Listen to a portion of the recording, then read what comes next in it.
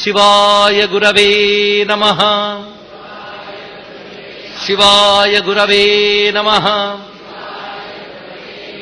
శివాయ గురవే నమః. శ్రీమాత్రే నమః. శ్రీమాత్రే నమః.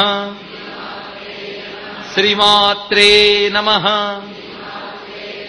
శ్రీ విష్ణురూపాయ నమః శివాయ. శ్రీ విష్ణురూపాయ నమః శివాయ. శ్రీ విష్ణురూపాయ నమః శివాయ.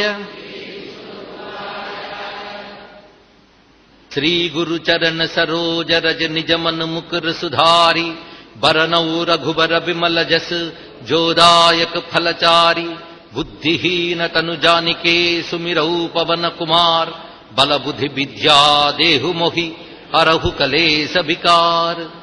జయ హనుమాన్ జ్ఞాన గుణ సాగర జయ కపీ సతిహు లోక ఉజాగర్ రామదూత అతులిత బలధామ అంజని పుత్ర పవన సుత నామ మహావీర విక్రమ భజరంగీ కుమతి నివార సుమతి కే సంగీ కంచన భరణ విరాజ సుభేశా కానన కుండల కుంచిత కేశ ఆథ భద్ర ఔద్భజా విరాజై కాంధే ముంజజనే ఉసాజై శంకర సువర్ణ కేసరీ నందన తేజ ప్రతాప మహాజగబందన విద్యావాన గుణీయతి చాతుర్ రామ కాజ కరిబేకో ఆతుర్ ప్రభు చరిత్ర సునిబేకో రసియా రామ లషన్ సీతా मन बसिया सूक्ष्म रूप धरि सियहि दिखावा बिकट रूप धरि लंक जरावा भीम रूप धरि असुर संहारे रामचंद्र के काज संवारे लाय सजीवन लखन जियाये श्री रघुबीर हर्षि उर लाये रघुपति किन्ही बहुत बड़ाई तुम मम प्रिय भरत ही समभाई सहस बदन तुम्हरो जस गावै अस कहि श्रीपति कंठ लगावै सनकादिक ब्रह्मादि मुनीसा नारद सारद सहित अहिसा जम कुबेर दिगपाल जहाते कवि कोविद कहि सके कहाते तुम उपकार सुग्रीव ही किन्हा राम मिलाय राजपद दिन्हा तुम्हरो मंत्र विभीषण माना लंकेश्वर भय सब जग जाना जुग सहस्र जोजन पर भानु लील्योताहि मधुर फल जानु प्रभु मुद्रिका मेलि मुख माही जलधि लांघि गए अचर जनाही दुर्गम काज जगत के जेते सुगम अनुग्रह तुम्हारे तेते राम दुआरे तुम रखवारे हो तन आज्ञा बिनु पैसारे सब सुख लहै तुम्हारी सरना तुम रक्षक काहू को डरना आपन तेज संहारो आपै तीनों लोक हांकते कांपै भूत पिशाच निकट नहीं आवै महावीर जब नाम सुनावै नासै रोग हरै सब पीरा जपत निरंतर हनुमत वीरा संकट ते हनुमान छुड़ावै मन क्रम बचन ध्यान जुलावै सब पर राम तपस्वी राजा तिनके काज सकल तुम साजा और मनोरथ जो कोई लावै सोई अमित जीवन फल पावै चारो जुग परताप तुम्हारा है पर सिद्ध जगत उजियारा तुम रखवारे असुर निकंदन राम दुलारे अष्ट सिद्धि नव निधि के दाता असबर दीन जानकी माता राम रसायन तुम्हारे पासा सदा रहो रघुपति के दासा तुम्हारे भजन राम को पावै जन्म जन्म के दुख बिसरावै अंत काल रघुबर पुर जाई जहाँ जन्म हरि भक्त कहाई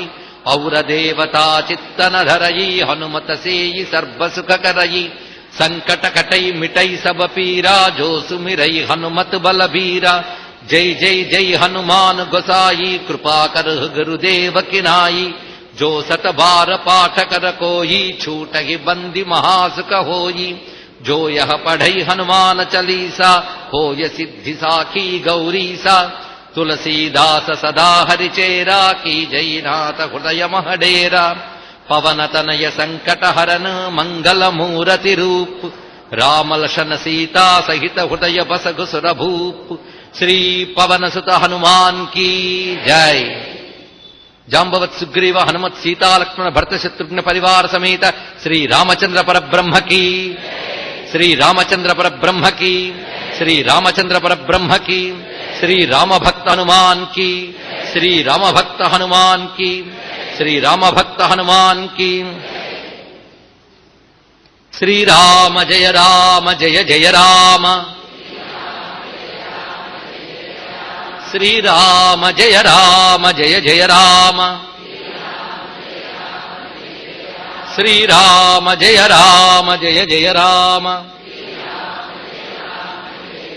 శ్రీరామ జయ రామ జయ జయ రామ. శ్రీ హనుమాన్ జయ హనుమాన్ జయ జయ హనుమాన్, శ్రీ హనుమాన్ జయ హనుమాన్ జయ జయ హనుమాన్, శ్రీ హనుమాన్ జయ హనుమాన్ జయ జయ హనుమాన్.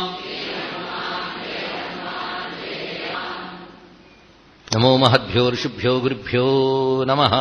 శ్రీ సీతారామాంజనేయ దేవతాభ్యో నమో నమః. సీతారామాంజనేయమయమైన సభా సదస్సుకి సవినీయ నమస్సులు సమర్పణ చేసుకుంటూ హనుమాన్ చాలీసా ఆధారంగా మనం ఆంజనేయ వైభవాన్ని, రామాయణాది గ్రంథాల్లో ఉన్న విషయాలన్నీ చెప్పుకుంటూ ఉన్నాం. ఇవాళ 3వ రోజులకు ప్రవేశించాం.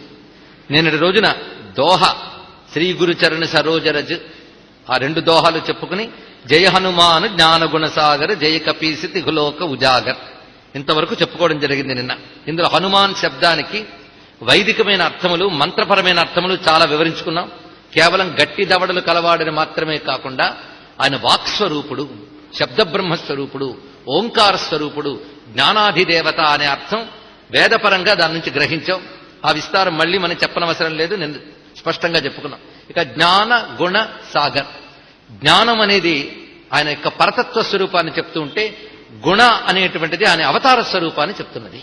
ఎందుకంటే ప్రకటింపబడినప్పుడు గుణములుంటాయి, ప్రకటింపబడక ముందు కేవలం నిర్గుణమైన జ్ఞానం మాత్రమే ఉంటుంది.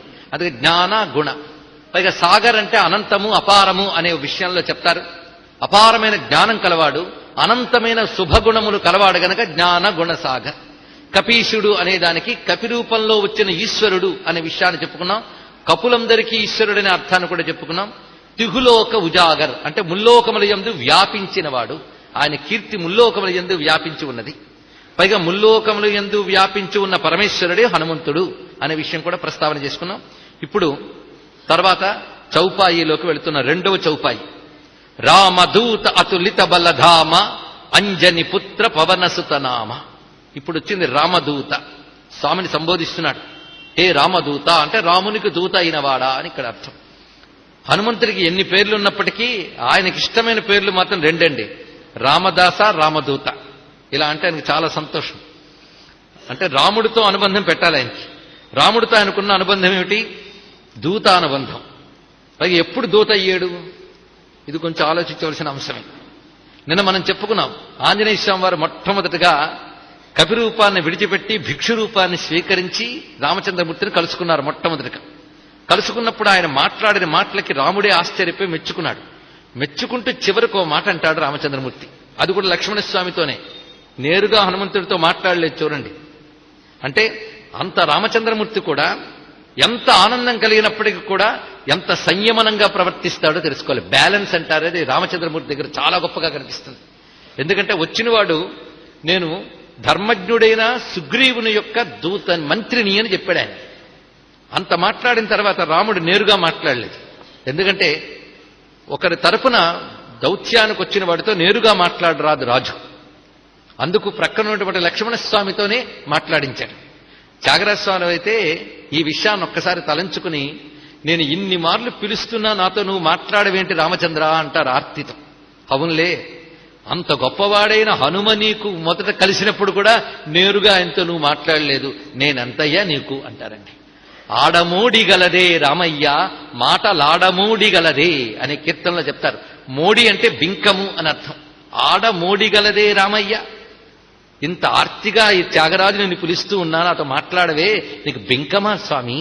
మాటలాడమోడిగలదే. చదువులన్నీ తెలిసి శంకరాంశుడై సదయుడు ఆశుగ సంభవుండు మ్రొక్క కథలు తమ్ముని పల్కగా చేసితివి త్యాగరాజేపాటి అన్నారు ఇక్కడ. చదువులన్నీ తెలిసి, ఎటువంటి వాడండి స్వామివారు హనుమంతుడు, చదువులన్నీ తెలిసి అంటే సర్వ విద్యా విశారదుడు, శంకరాంశుడై శివాంశ సంభూతుడు. ఇక్కడ అంశ అంటే భాగమని కాదు, స్వరూపం అర్థం తీసుకోవాలి. శివుని యొక్క పూర్ణస్వరూపమే ఆంజనేయ స్వామి. శంకరాంశుడై సదయుడు, దయా మొదలైన కళ్యాణ గుణములు కలవాడు హనుమంతుడు. ఆసుగ సంభవుడు, ఆసుగము అంటే వాయువు అని అర్థం ఇక్కడ. ఆసుగ సంభవుడు అంటే వాయుపుత్రుడు. అలాంటి ఆయన మాట్లాడితేనే పైగా ఎంత వినయంగా మాట్లాడాడు, ఎంత అద్భుతంగా మాట్లాడాడు. అలాంటి హనుమంతునితోనే పైగా రామభక్తుడు అంటే హనుమంతుడి తర్వాతే ఎవరైనా, అంత రామభక్తుడితోని కూడా మాట్లాడకుండా కథలు తమ్ముని పల్కగా చేసితివి త్యాగరాజేపాటి అన్నారు ఇక్కడ. ఇక్కడ రామచంద్రమూర్తి అంత రాచమర్యాద పాటించారు. ఇక్కడ ఆ పాటిస్తూ ఒక మాట అంటారు, అక్కడ పట్టుకోవలసింది. ఏవం విధో యస్య దూతో నభవేత్ పార్థివస్యతు సిద్ధ్యంతి కథం తస్యా కార్యాణం గతయోనగా. ఇది అంటున్నారు లక్ష్మణస్వామితో. ఇలాంటి వాడు దూతగా లభిస్తే ఆ రాజు యొక్క కార్యములు సిద్ధిస్తాయి. ఇలాంటి వాడు కానీ దూత లేకపోతే ఆ రాజుకి ఏ కార్యము సిద్ధించదు అన్నాడు ఇక్కడ. అంటే దూతకి ఎంత ప్రాధాన్యం ఇచ్చారో ఇక్కడ చూడండి. దూత ఎలా ఉండాలో రామాయణంలోనే రామచంద్రమూర్తి భరతుడితో మాట్లాడేటప్పుడు చెప్తాడు, దూత అంటే ఇలా ఉండాలి అని. ఆ లక్షణాలన్నీ దగ్గరున్నాయి. ఇక్కడ కొంచెం దూత అనే శబ్దం గురించి చాలా చాలా విషయాలు మాట్లాడాలి మనం. ఎందుకంటే హనుమద్ ఉపాసనా దృష్టితో మనం చూస్తున్నాం, కథా దృష్టితో కాదు. ఇక్కడ దూత అనే శబ్దం వేదంలో ఎవరెవరికి వాడారు అని పరిశీలిస్తే, అగ్నిం దూతం వృణీమహే హోతారం విశ్వవేదసం అశ్చ యజ్ఞస్థ సుక్రతుం అని మంత్రం ఉన్నది వేద మంత్రంలో. ఇది అగ్నిదేవుడికి సంబంధించిన మంత్రం. అగ్నిని మేము దూతగా వరిస్తున్నాము. అగ్నిం దూతం వృణీమహే. కనుక దూత ఎవరు? అగ్నిట. ఎవరికయ్యా దూత అంటే దేవతలకి మనకి దూత అగ్ని. అందుకు అగ్ని లేకుండా దేవతలు మనకు దొరకరు. యజ్ఞము అన్నప్పుడు దేవతలని తృప్తిపరచడానికి మనం చేసేది యజ్ఞం. ఆ యజ్ఞంకి ప్రధానం ఎవరు?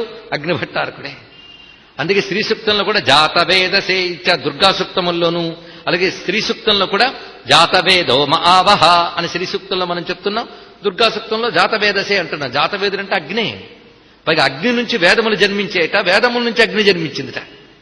ఇక్కడ కొంచెం మీరు ఏకాగ్రంగా కానీ వింటే ఎంత ఆనందిస్తారు ఈ అంశంలో చూడండి.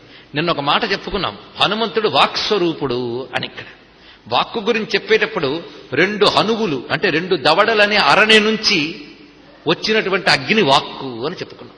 పైగా వాక్కుకు అధిదేవత అగ్ని అని చెప్పుకున్నాం. అగ్నిర్మే వాచిశ్రిత అని. పైగా అగ్ని మనకి దేవతలకి ఆయన రాయబారి. మనం ఏదైనా చెప్పదలుచుకుంటే అగ్నిముఖంతోనే చెప్పాలి. అగ్నిముఖా వై దేవాహ అని శాస్త్రం. అగ్ని ద్వారానే చెప్పాలట. ఉదాహరణకి మన ఇంద్రియాలకి ఏ ఇంద్రియానికి శక్తి రావాలన్నా ఆహారం నోటి నుంచే వెళ్ళాలి. అంతేగాని కాలికి శక్తి కోసం కాలికి తినిపించం, చేతికి శక్తి కోసం చేతికి తినిపించం. వేటికి శక్తి కావాలన్నా నోటి ద్వారానే వెళ్ళాలి. అలాగే ఏ దేవత తృప్తి పడాలన్నా అగ్ని ద్వారానే వెళ్ళాలట. అందుకే అగ్నిముఖావే దేవాహ అన్నారు. పైగా అగ్ని ద్వారానే భగవంతుని ముఖుడు మనం గ్రహించగలం. అందుకే పెద్దవాళ్ళు ఏ పూజ చేసినా మొత్తం మీద దీపం వెలిగించరా అంటారు. ఎందుకంటే అగ్నిముఖావే దేవాహ. ఇది రహస్యం. ఇక అగ్నిహోత్రం అక్కడ ఉన్నది. అయితే అగ్ని అంటే వాక్ అని చెప్పుకున్నాం కదా. ఇక్కడ మరొక అర్థం కూడా తెలుసుకోవచ్చు. దేవతలు మనల్ని అనుగ్రహించాలంటే వాక్కు ద్వారానే సాధ్యమవుతుంది. ఈ వాక్కు మంత్రము స్తోత్రము అని 2 రూపాలతో ఉంటుంది. మంత్రము వాక్కే, స్తోత్రము వాక్కే. అందుకే ఇంతవరకు హనుమాన్ చాలీసా వాక్కే కదా మనం చదివాం, స్తోత్రం. మరి అది అగ్నే. అలాగే ఏ దేవతనైనా చేయదలుచుకుంటే ఆ దేవత మంత్రాన్ని స్వీకరించి జపం చేస్తాం. మరి అది వాక్కే కదా, అది అగ్నే కదా. కనుక అగ్నిముఖావే దేవ అంటే 2 రకాల అర్థాలు తీసుకోవచ్చు. వాక్కు ద్వారానే భగవంతుడు మనం ప్రసన్నం చేసుకోగలం. ఒకటి యజ్ఞాగ్ని ద్వారానే మనం ప్రసన్నం చేసుకోగలం. అందుకే అగ్నిం దూతం వృణీమహే. ఈ మంత్రమంతా హనుమత్పరంగా చెప్పబడుతుంది చూడండి. మేము ఈ అగ్నిని దూతగా ఎంచుకుంటున్నాం, ఎంపిక చేసుకుంటున్నాం. ఈయన ద్వారానే మేము యజ్ఞములో సరి అయిన హవన కర్మ చేయగలుగుతున్నాం. పైగా అస్య యజ్ఞస్య సుక్రతుం. ఈ యజ్ఞము సుక్రతువు కావడానికి అంటే గొప్ప యజ్ఞముగా పరిణమించడానికి అగ్నిభట్టారకుడే హేతువు అన్నారు ఇక్కడ. ఇప్పుడు సరిగ్గా తీసుకుందాం. రామచంద్రమూర్తి మాట అదే, అగ్నిం దూతం వృణీమహే. ఈ అగ్నిస్వరూపుడైన హనుమంతుణ్ణి నేను దూతగా వరిస్తున్నాను. ఎందుకంటే నేను ఏ యజ్ఞం కోసం అవతరించానో, ఇక్కడ రాముడి యజ్ఞం ఏంటి? లోక కళ్యాణం, లోకరక్షణ, అవతార కార్యం. నా అవతార కార్యం సుక్రతుం, గొప్ప పనిగా పరిణమించాలి అంటే ఈ దూత నాకు కావాలి అని స్వీకరించాడనమాట. అందుకు హనుమంతుడు ఎవరు అంటే యజ్ఞాగ్ని స్వరూపుడు. ఇది తెలుసుకోవాల్సింది. అంత అగ్నిని దూతం వృణీమహే. వేదములో అగ్నిభట్టారకుడికి దూత అన్నారు. ఆ మాటకొస్తే వేదంలో మొట్టమొదటి మంత్రం చేయండి. ఋగ్వేదంలో మొదటి వేదం ఋగ్వేదం కదా, ఋగ్వేదంలో మొట్టమొదటిది అగ్నిమీళే పురోహితం. అది మొట్టమొదటి మళ్ళీ అగ్ని శబ్దంతోనే మొదలైంది. ఇక్కడ వేదమంతా అగ్నిపరంగా చెప్పబడుతుంది. అయితే అగ్ని అంటే పొరపాటును కూడా మనం వెలిగించే అగ్గిపుల్ల అగ్ని అనుకోవద్దు. అసలు అగ్ని ఎవరంటే పరమేశ్వరుడు అగ్ని.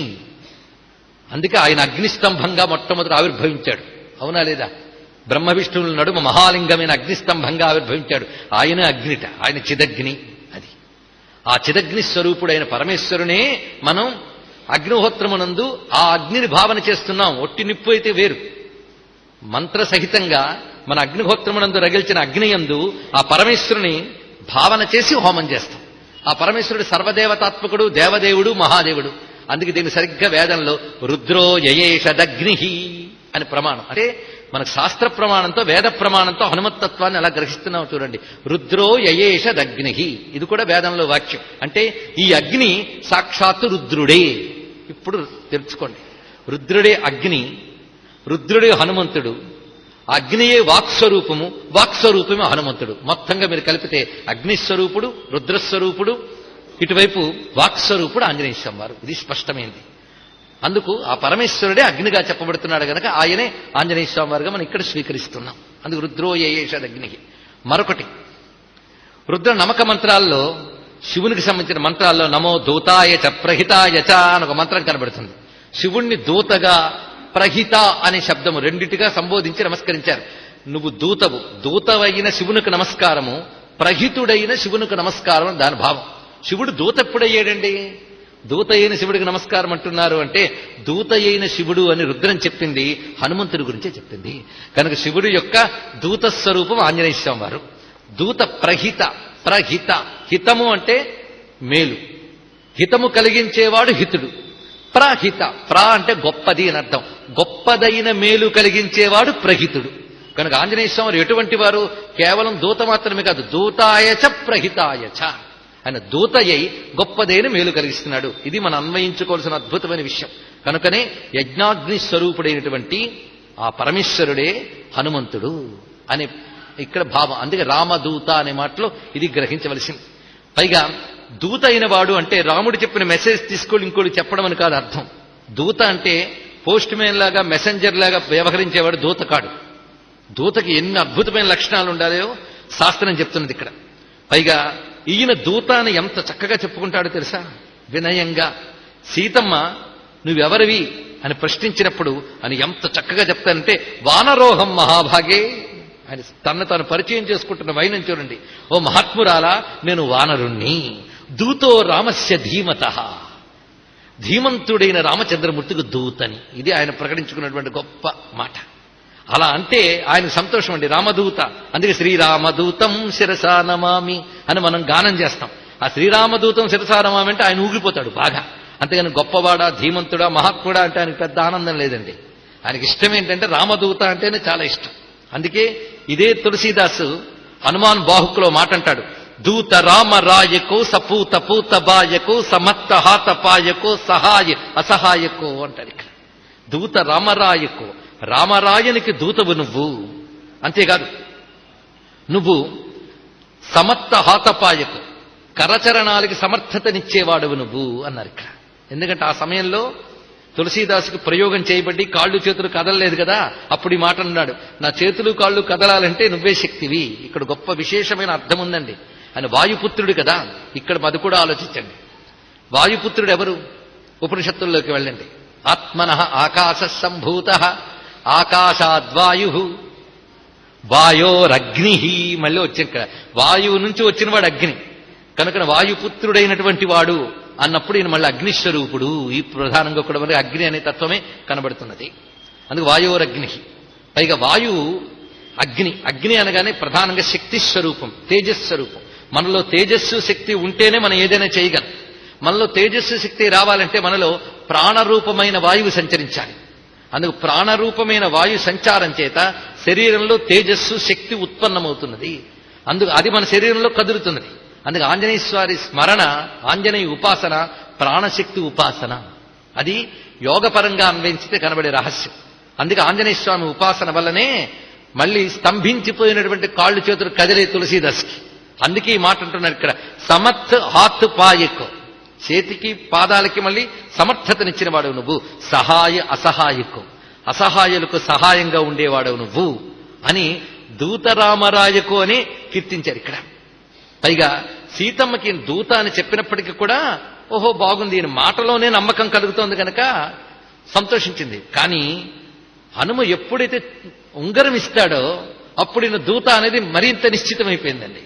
ఆ ఉంగరం పట్టుకున్నాక హనుమంతుని యొక్క దూతత్వాన్ని తల్లి కీర్తిస్తుంది అద్భుతమైన మాటల్లో. ఒక్కసారి ఉంగరం చూడగానే అమ్మకి ఆనంద బాష్పాలు వస్తాయి. ఇవి వచ్చినవాడు ఖచ్చితంగా రాముడు పంపినవాడే అన్న నమ్మకం కలిగింది. అప్పుడు ఆనంద బాష్పములతో గొంతు గద్గదికమవుతూ ఉంటే అమ్మ అంటోందండి స్వామివారితో, విక్రాంతస్త్వం సమర్థస్త్వం ప్రాజ్ఞస్త్వం వానరోత్తమా ఏనేదం రాక్షసపదం త్వయేకేన ప్రదర్శితం.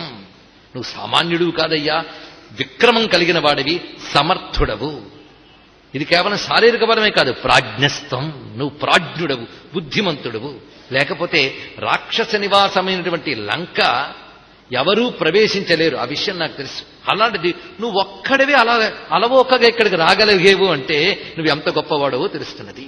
శతయోజన విస్తీర్ణ సాగరో మకరాలయ విక్రమశ్లాఘనీయేన క్రమత గోష్పదీకృత. ఇది సీతమ్మ అన్నమాట అండి, గోష్పదీకృత.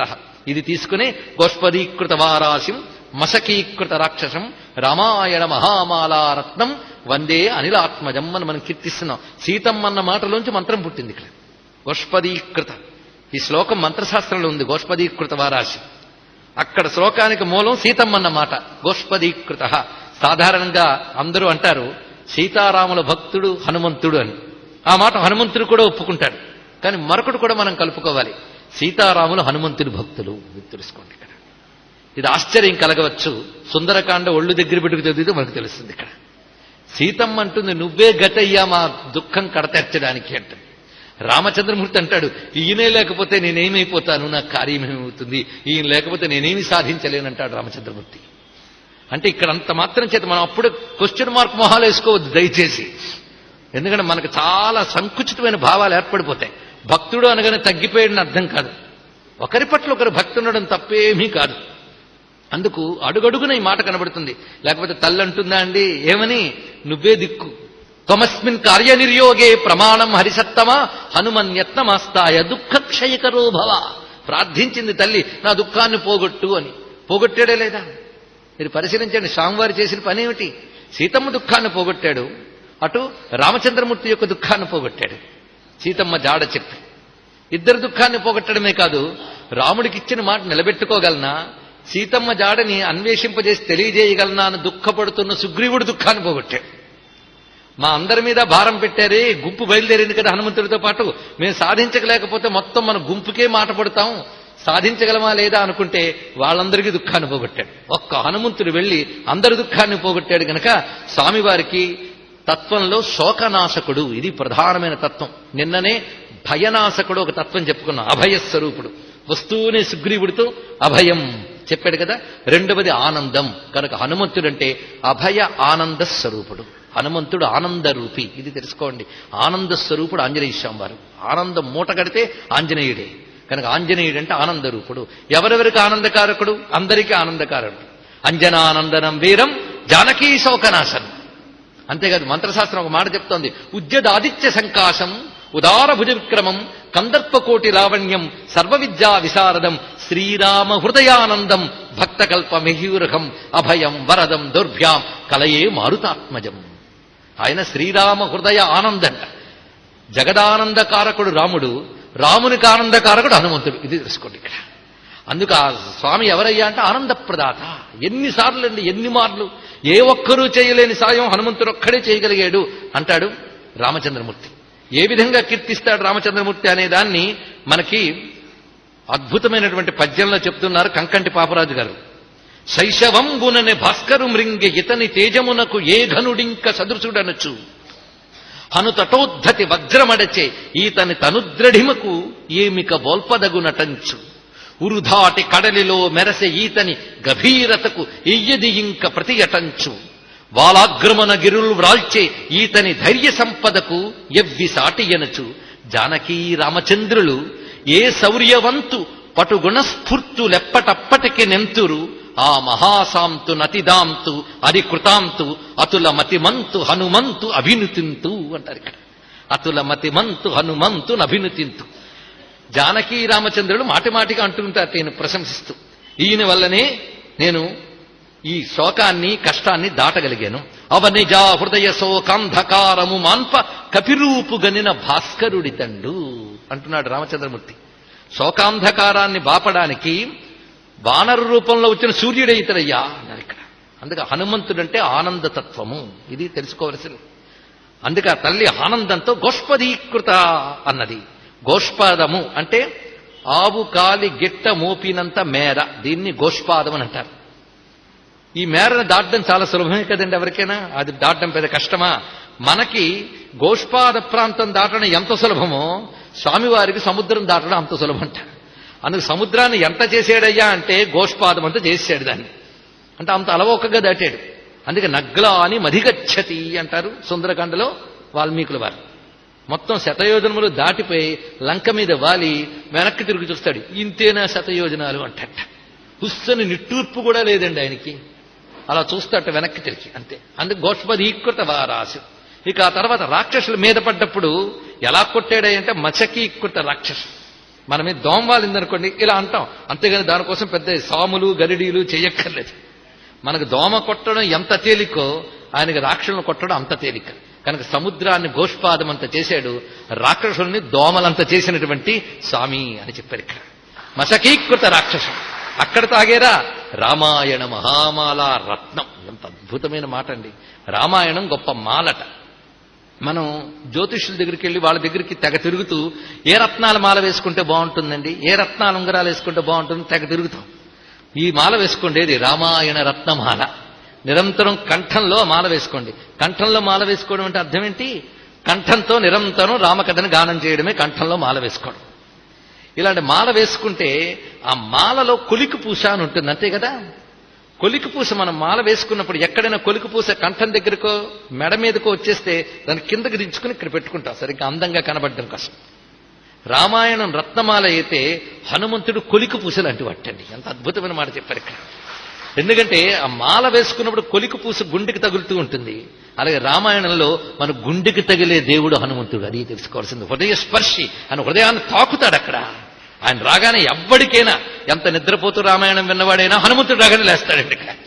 అందుకు హనుమత్ కథ కూడా వింటూ నిద్రపోయాడు అనుకోండి, వాడిని జన్మలో బాగు చేయలేం, అన్నది వేరే విషయం. మొత్తానికి అంత ఉత్సాహం కలిగిస్తాడు, హృదయాన్ని తాకుతాడు స్వామి. అందుకే క్రమత గోష్పదీకృత అన్నది ఆ తల్లి సీతమ్మ. నహిత్వాం ప్రాకృతం మన్యే వానరం వారర్షభ. తల్లి ఎంత గొప్పగా ఉంటుందో చూడండి. మొత్తానికి నాకు తెలిసిపోయిందయ్యా. ఎందుకంటే సముద్రాన్ని దాటి లంకలో అడుగు పెట్టడం అంటే సామాన్యం కాదు. పైగా నువ్వు మాట్లాడుతున్నంతసేపు చూశాను, అసలు లంకలో అడుగు పెట్టడానికి భయపడాలి. అడుగుపెట్టి నాతో మాట్లాడుతున్నంతసేపు వెనక ఎవడు చూస్తున్నాడో, రావణుడు చూస్తున్నాడో, ఈ భయం ఏదైనా కనబడాలి. అది నీళ్ళు ఇసుమంత కూడా కనిపించట్లేదు. యస్యతే నాస్తి సంత్రాసో రావణన్నాపి సంభ్రమ. అసలు రావణుడంటే ఇసుమంత కూడా నీకు భయం లేదు, అంత ధైర్యంగా నిలబడి అంత హాయిగా మాట్లాడుతున్నావో. కనుకనే నాకు అనిపిస్తున్నది నువ్వు ప్రాకృత వానరుడువు కావు అని చెప్పడంలోనే, నువ్వు సామాన్యుడువు లేదా వానరమాత్రుడివి కావు అని చెప్పడంలోనే ఆయన ఎవరో తల్లి పోల్చుకున్నది. అంటూ ఒక మాట ఉంటుంది, మామూలు వాణ్ణి రాముడు పంపిస్తాడా అన్నదండి. ఎంత గొప్ప మాట. రాముడు సామాన్యుడా? యద్యసి ప్రేషితస్తేనా రామేణ విదితాత్మన. విదితాత్మన సర్వము తెలిసినటువంటి రామచంద్రమూర్తి మహాత్ముడు, ఆయన పంపేడు అంటేనే అసామాన్యుడు అని అర్థము. ప్రేషయిష్యత్ దుర్ధర్షో రామో నహ్య పరీక్షిత. పరీక్షించకుండా రాముడు ఎవరిని పంపడు. అందుకే పరాక్రమం అవిజ్ఞాయ మత్సకాశం విశేషత. పరాక్రమం తెలియకుండా రాముడు పంపడు. మరొకటి ఇక్కడ మనం గమనించవలసింది ఏమిటంటే, మొదటి మాటలోనే ఈయన నాకు దూత అయితే బాగుండు అని రాముడు వరించాడు. అది ఇక్కడ తెలుసుకోవాల్సింది. అందుకే ఇలాంటి వాడు దూత అయితే అన్నాడు. అందుకే మొదటి మాటలోనే వరించాడు, అది రామదూత. పైగా అందరినీ పంపించాడు కదా, అన్ని వైపులా సీతమ్మని వెతకడం కోసం సుగ్రీవుడు గుంపుల్ని కొన్ని దక్షిణం వైపు వెళ్లే గుంపుని చాలా గట్టిగా పెట్టుకున్నాడు. ఎందుకంటే వీళ్ళు ఋష్యముఖ పర్వతం మీద ఉన్నప్పుడు సీతమ్మ అసురుడి చేత తీసుకుపోబడుతూ తన ఆభరణాల మూట పడివేసినప్పుడు దక్షిణం వైపు వెళ్లడాన్ని చూశారు గనక దక్షిణం వైపు వెళ్లే బృందాన్ని గట్టిగా ఏర్పాటు చేశాడు సుగ్రీవుడు. అందులో ఎలాంటి వాళ్ళు ఉన్నారు? అంగదుడు, నీలుడు, జాంబవంతుడు, ఇలాంటి వాళ్ళందరూ ఉన్నారు. ఎవడయ్యా నాయకుడు అంటే అంగదుడు, యువరాజు గనక.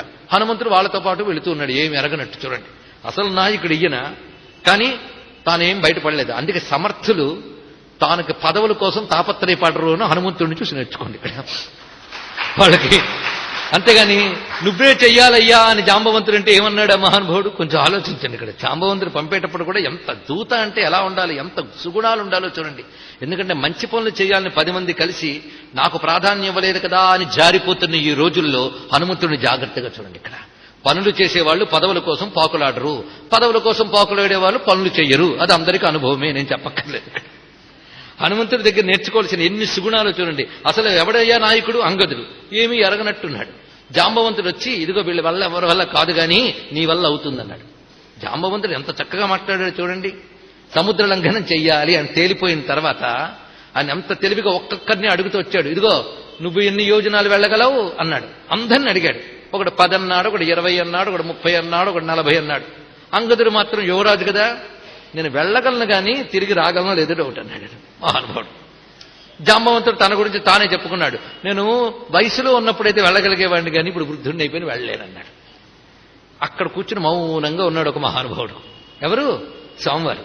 ఆయన దగ్గరికి వెళ్ళాడు. నువ్వు ఎన్ని యోజనాలు వెళ్ళగలవు అని అడగలేదండి. ఆయన దగ్గరికి వచ్చి, హనుమ నువ్వు ఒక్కడు మాత్రమే వెళ్ళగలవు నాకు తెలుసు అన్నాడు. ఇక్కడ మనం కొంచెం జాగ్రత్తగా ఆలోచించాలి. అన్నప్పుడు ఆంజనేయ స్వామి వారు ఏమనాలి? మరి అంతోడి దానికి అంగదుడిని ఎందుకు నాయకుడిగా పెట్టుకోవడం, నన్ను పెట్టుకుంటే పోలే అని అనలేదు. ఇక్కడ చూడండి, అదే ఆంజనేయ స్వామి వారి గొప్పతనం. పైగా ఇంకొక విశేషం, జాంబవంతుడు ఇక్కడ పిల్లలు ఎవరైనా పొరపాటున వచ్చుంటారు, పొరపాటున అసలు రావాల్సింది వాళ్లే. ఇక్కడ చూడండి, జాంబవంతుడు చేసినంత గొప్ప తెలివైన పని ఏంటంటే, హనుమంతుడు వెళ్ళగలడు అని తెలిసినప్పుడు ముందు నేరుగా హనుమంతుడిని అడగచ్చుగా, వీళ్ళందరినీ ఎందుకు అడగాలి? ఇది ఎప్పుడైనా 10 మంది చేత పనులు పెట్టుకున్నవాడు ఎలా ప్రవర్తించాలో ఇక్కడ జాగ్రత్తగా నేర్చుకోండి. మేనేజ్మెంట్ స్కిల్స్ రామాయణం ద్వారా నేర్చుకోవచ్చు చెప్పేమే అందులో ఇదొకటి. 10 మందితో పనులు పెట్టుకున్నవాడు జాగ్రత్తగా ఉండాలి. ఆయన నిజంగా ముందే వెళ్ళిపోయి హనుమంతుడా నువ్వే వెళ్ళగలవు అన్నాడు అనుకోండి, హనుమంతుడు కార్యం సాధించుకొచ్చిన తర్వాత వీళ్ళందరూ ఏమంటారో తెలుసా? ఆయన హనుమంతుడిని అడిగాడు కనుక హనుమంతుడు వెళ్ళాడు, మమ్మల్ని అడిగితే మేము వెళ్ళగలిగేవాళ్ళం అంటారు. అంత వ్యవహారం.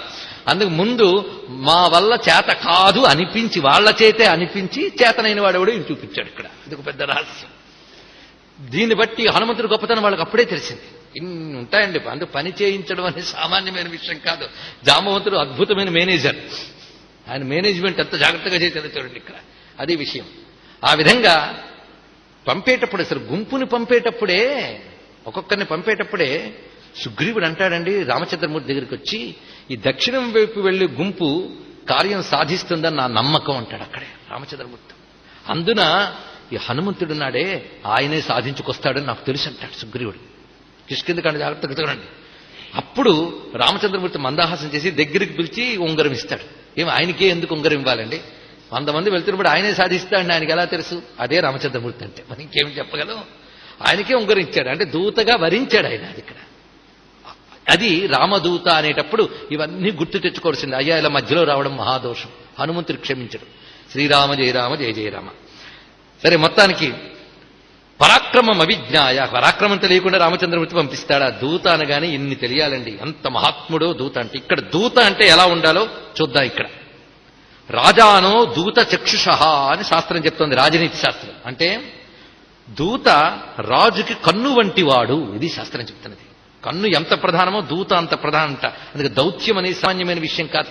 అందుకే రామాయణంలోనే దూత ఎలా ఉండాలో చెప్తున్నారు. నీతి శాస్త్రంలో, రాజనీతి శాస్త్రంలో దూత ఎలా ఉండాలో చెప్తూ శ్లోకములున్నాయి. మేధావి, వాక్పటు, ప్రాజ్ఞ, పరచిత్తోపలక్షక. ఒకటి చెప్తే ఇంకోటి చెప్పేవాళ్ళు దొరుకుతూ ఉంటారు లోకంలో మనకి. అందుకు దూత అనేవాడు ఎంత జాగ్రత్తగా ఉండాలో చూడండి. ముందు మేధావి, మేధస్సు కలిగిన వాడు ఉండాలి. వాక్పటు, అద్భుతమైన వాక్పటుత్వం. వాక్పటుత్వం అంటే గడగడ మంచినీళ్ళు తాకుండా గంటల గంటలు మాట్లాడగలగడం కాదు. వాక్పటుత్వం అంటే సమయ సందర్భాల్ని అనుసరించి ఔచిత్యంగా మాట్లాడగలిగితే వాక్పటుత్వం. ఔచిత్యం అన్నిటికంటే గొప్పదనండి. పాండిత్యం కంటే గొప్పది ఔచిత్యం. ఇది తెలుసుకోండి. మీరు ఎవరినో పిలిచారు, మాట్లాడమన్నారు, వాడికి 5 నిమిషాలు టైం ఇస్తే 50 నిమిషాలు తిన్నాడు. అప్పుడు వాడు ఎంత గొప్ప పండిత్యం చెప్తున్నా మనకు విసుగు వస్తుంది, అవునా లేదా? అందుకే సమయం సందర్భం చూసి మాట్లాడడం గొప్పది, దాన్ని ఔచిత్యం అని అంటారు. ఇక్కడ ఆ ఔచిత్యంతో మాట్లాడగలిగితే అది వాక్పటుత్వం. దాని తర్వాత ప్రాజ్ఞ, స్వతసిద్ధంగా జ్ఞానం కలిగి ఉండాలి. పరచిత్తోపలక్షక, అవతలివాడు మనస్సు ఏమిటో గ్రహించి మాట్లాడగలగాలి. ఏదో మనకు తోచింది మాట్లాడుకుంటూ పోవడం కాదు, వాడి రియాక్షన్ ఏమిటి, వాడు ఏమనుకుంటున్నాడో, వాడి సంస్కారం ఏమిటో గ్రహించగలిగి మాట్లాడాలి.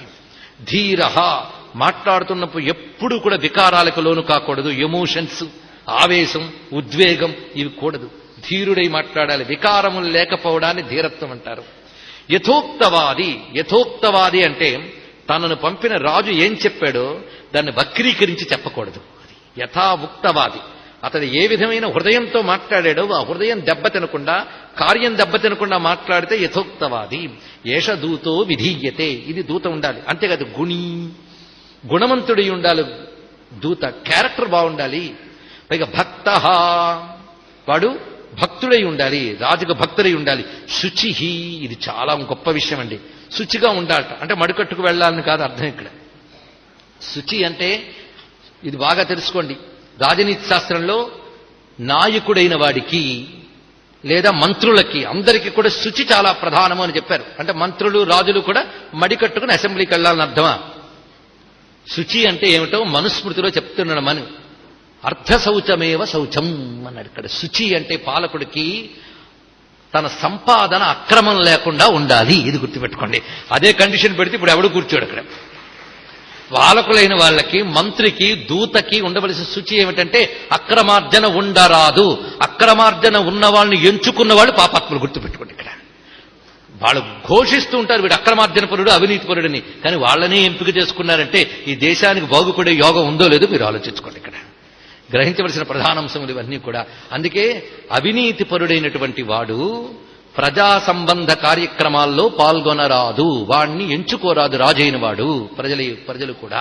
ఇది చెప్తున్నారు. అందుకే శుచి చాలా ప్రధానమైన విషయం. దక్ష అంటే సమర్థత. ప్రగల్భో వ్యసని క్షమీ, ఇంకోటి అవ్యసని అంటే చెడు అలవాట్లు లేనివాడై ఉండాలి, నిష్కల్మషమైన వాడై ఉండాలి. ఇవి విషయం. పైగా ఓర్మి గలవాడై ఉండాలి. పరమర్మజ్ఞ, అవతలవాడు హృదయాన్ని తెలుసుకోగలగాలి. ప్రతిభ కలిగి ఉండాలి. పైగా తనకు తను చేసే పని వల్ల స్వార్థం అనేది ఉండకూడదు. నిస్పృహ, అది చాలా ప్రధానమైనటువంటిది. నానా శాస్త్ర విచక్షణ, అన్ని శాస్త్రములు తెలిసిన వాడు ఉండాలి. ఎందుకంటే దౌత్య కార్యానికి వెళ్ళినప్పుడు అవతలి వాళ్ళు ఏమైనా ప్రలోభాలు చూపించి తాను పంపిన రాజుకు విరుద్ధంగా ప్రవర్తింపజేయవచ్చు కదా. అటువంటప్పుడు వాడు దానికి లొంగిపోకూడదు. అందుకే వైరాగ్యంతో ఉండాలి దూతైన వాడు. ఇలా ఉన్నటువంటి వాడే ఉత్తమమైన దూతగా అనిపించుకుంటాడు. అలాంటి దూత లక్షణములన్నీ హనుమంతుడి దగ్గర ఉన్నాయండి. అందుకు ఆయన దూత. ఇది గ్రహించవలసిన మరొక అంశం.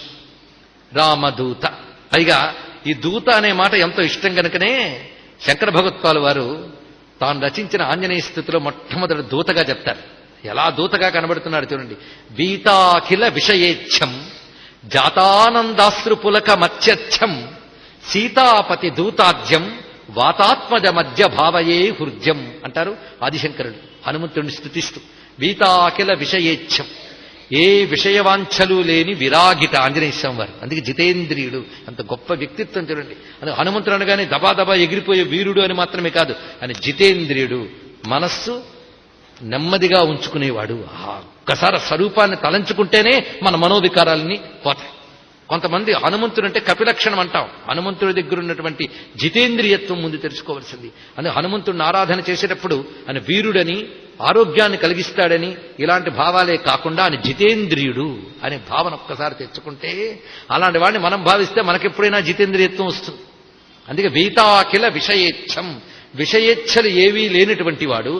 పైగా జాతానంద అశ్రుపులకం, రామచంద్రమూర్తిని స్మరించుకుంటూనే కనుల ఆనంద బాష్పములు రాలుతూ ఉన్నటువంటి వాడు. అత్యచ్చం, అంత అందమైన మాట తెలుసా? అచ్చం అంటే స్వచ్ఛం అని అర్థం. నిర్మలమైన మనస్సుట. ఎంత నిర్మలం అంటే అత్యచ్చం, అతి నిర్మలమైన మనస్సు కలవాడు.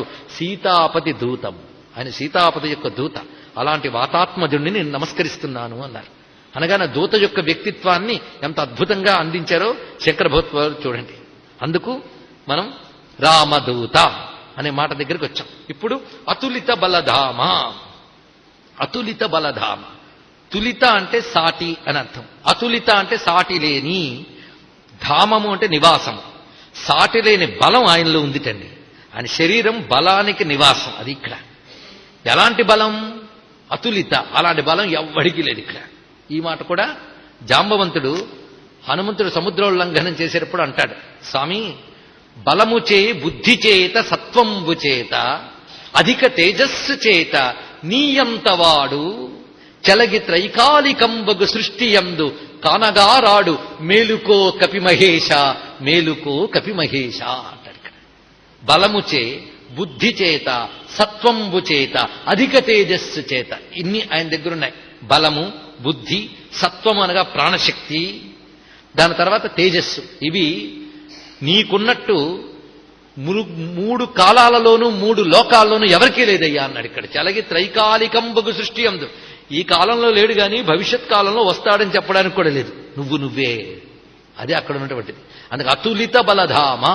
అందుకే స్వామి గురించి చెప్పినప్పుడు ఈ మాటే వివరిస్తూ రామాయణంలో రామచంద్రమూర్తి అంటున్నాడు అతులిత బలధామ అనేది.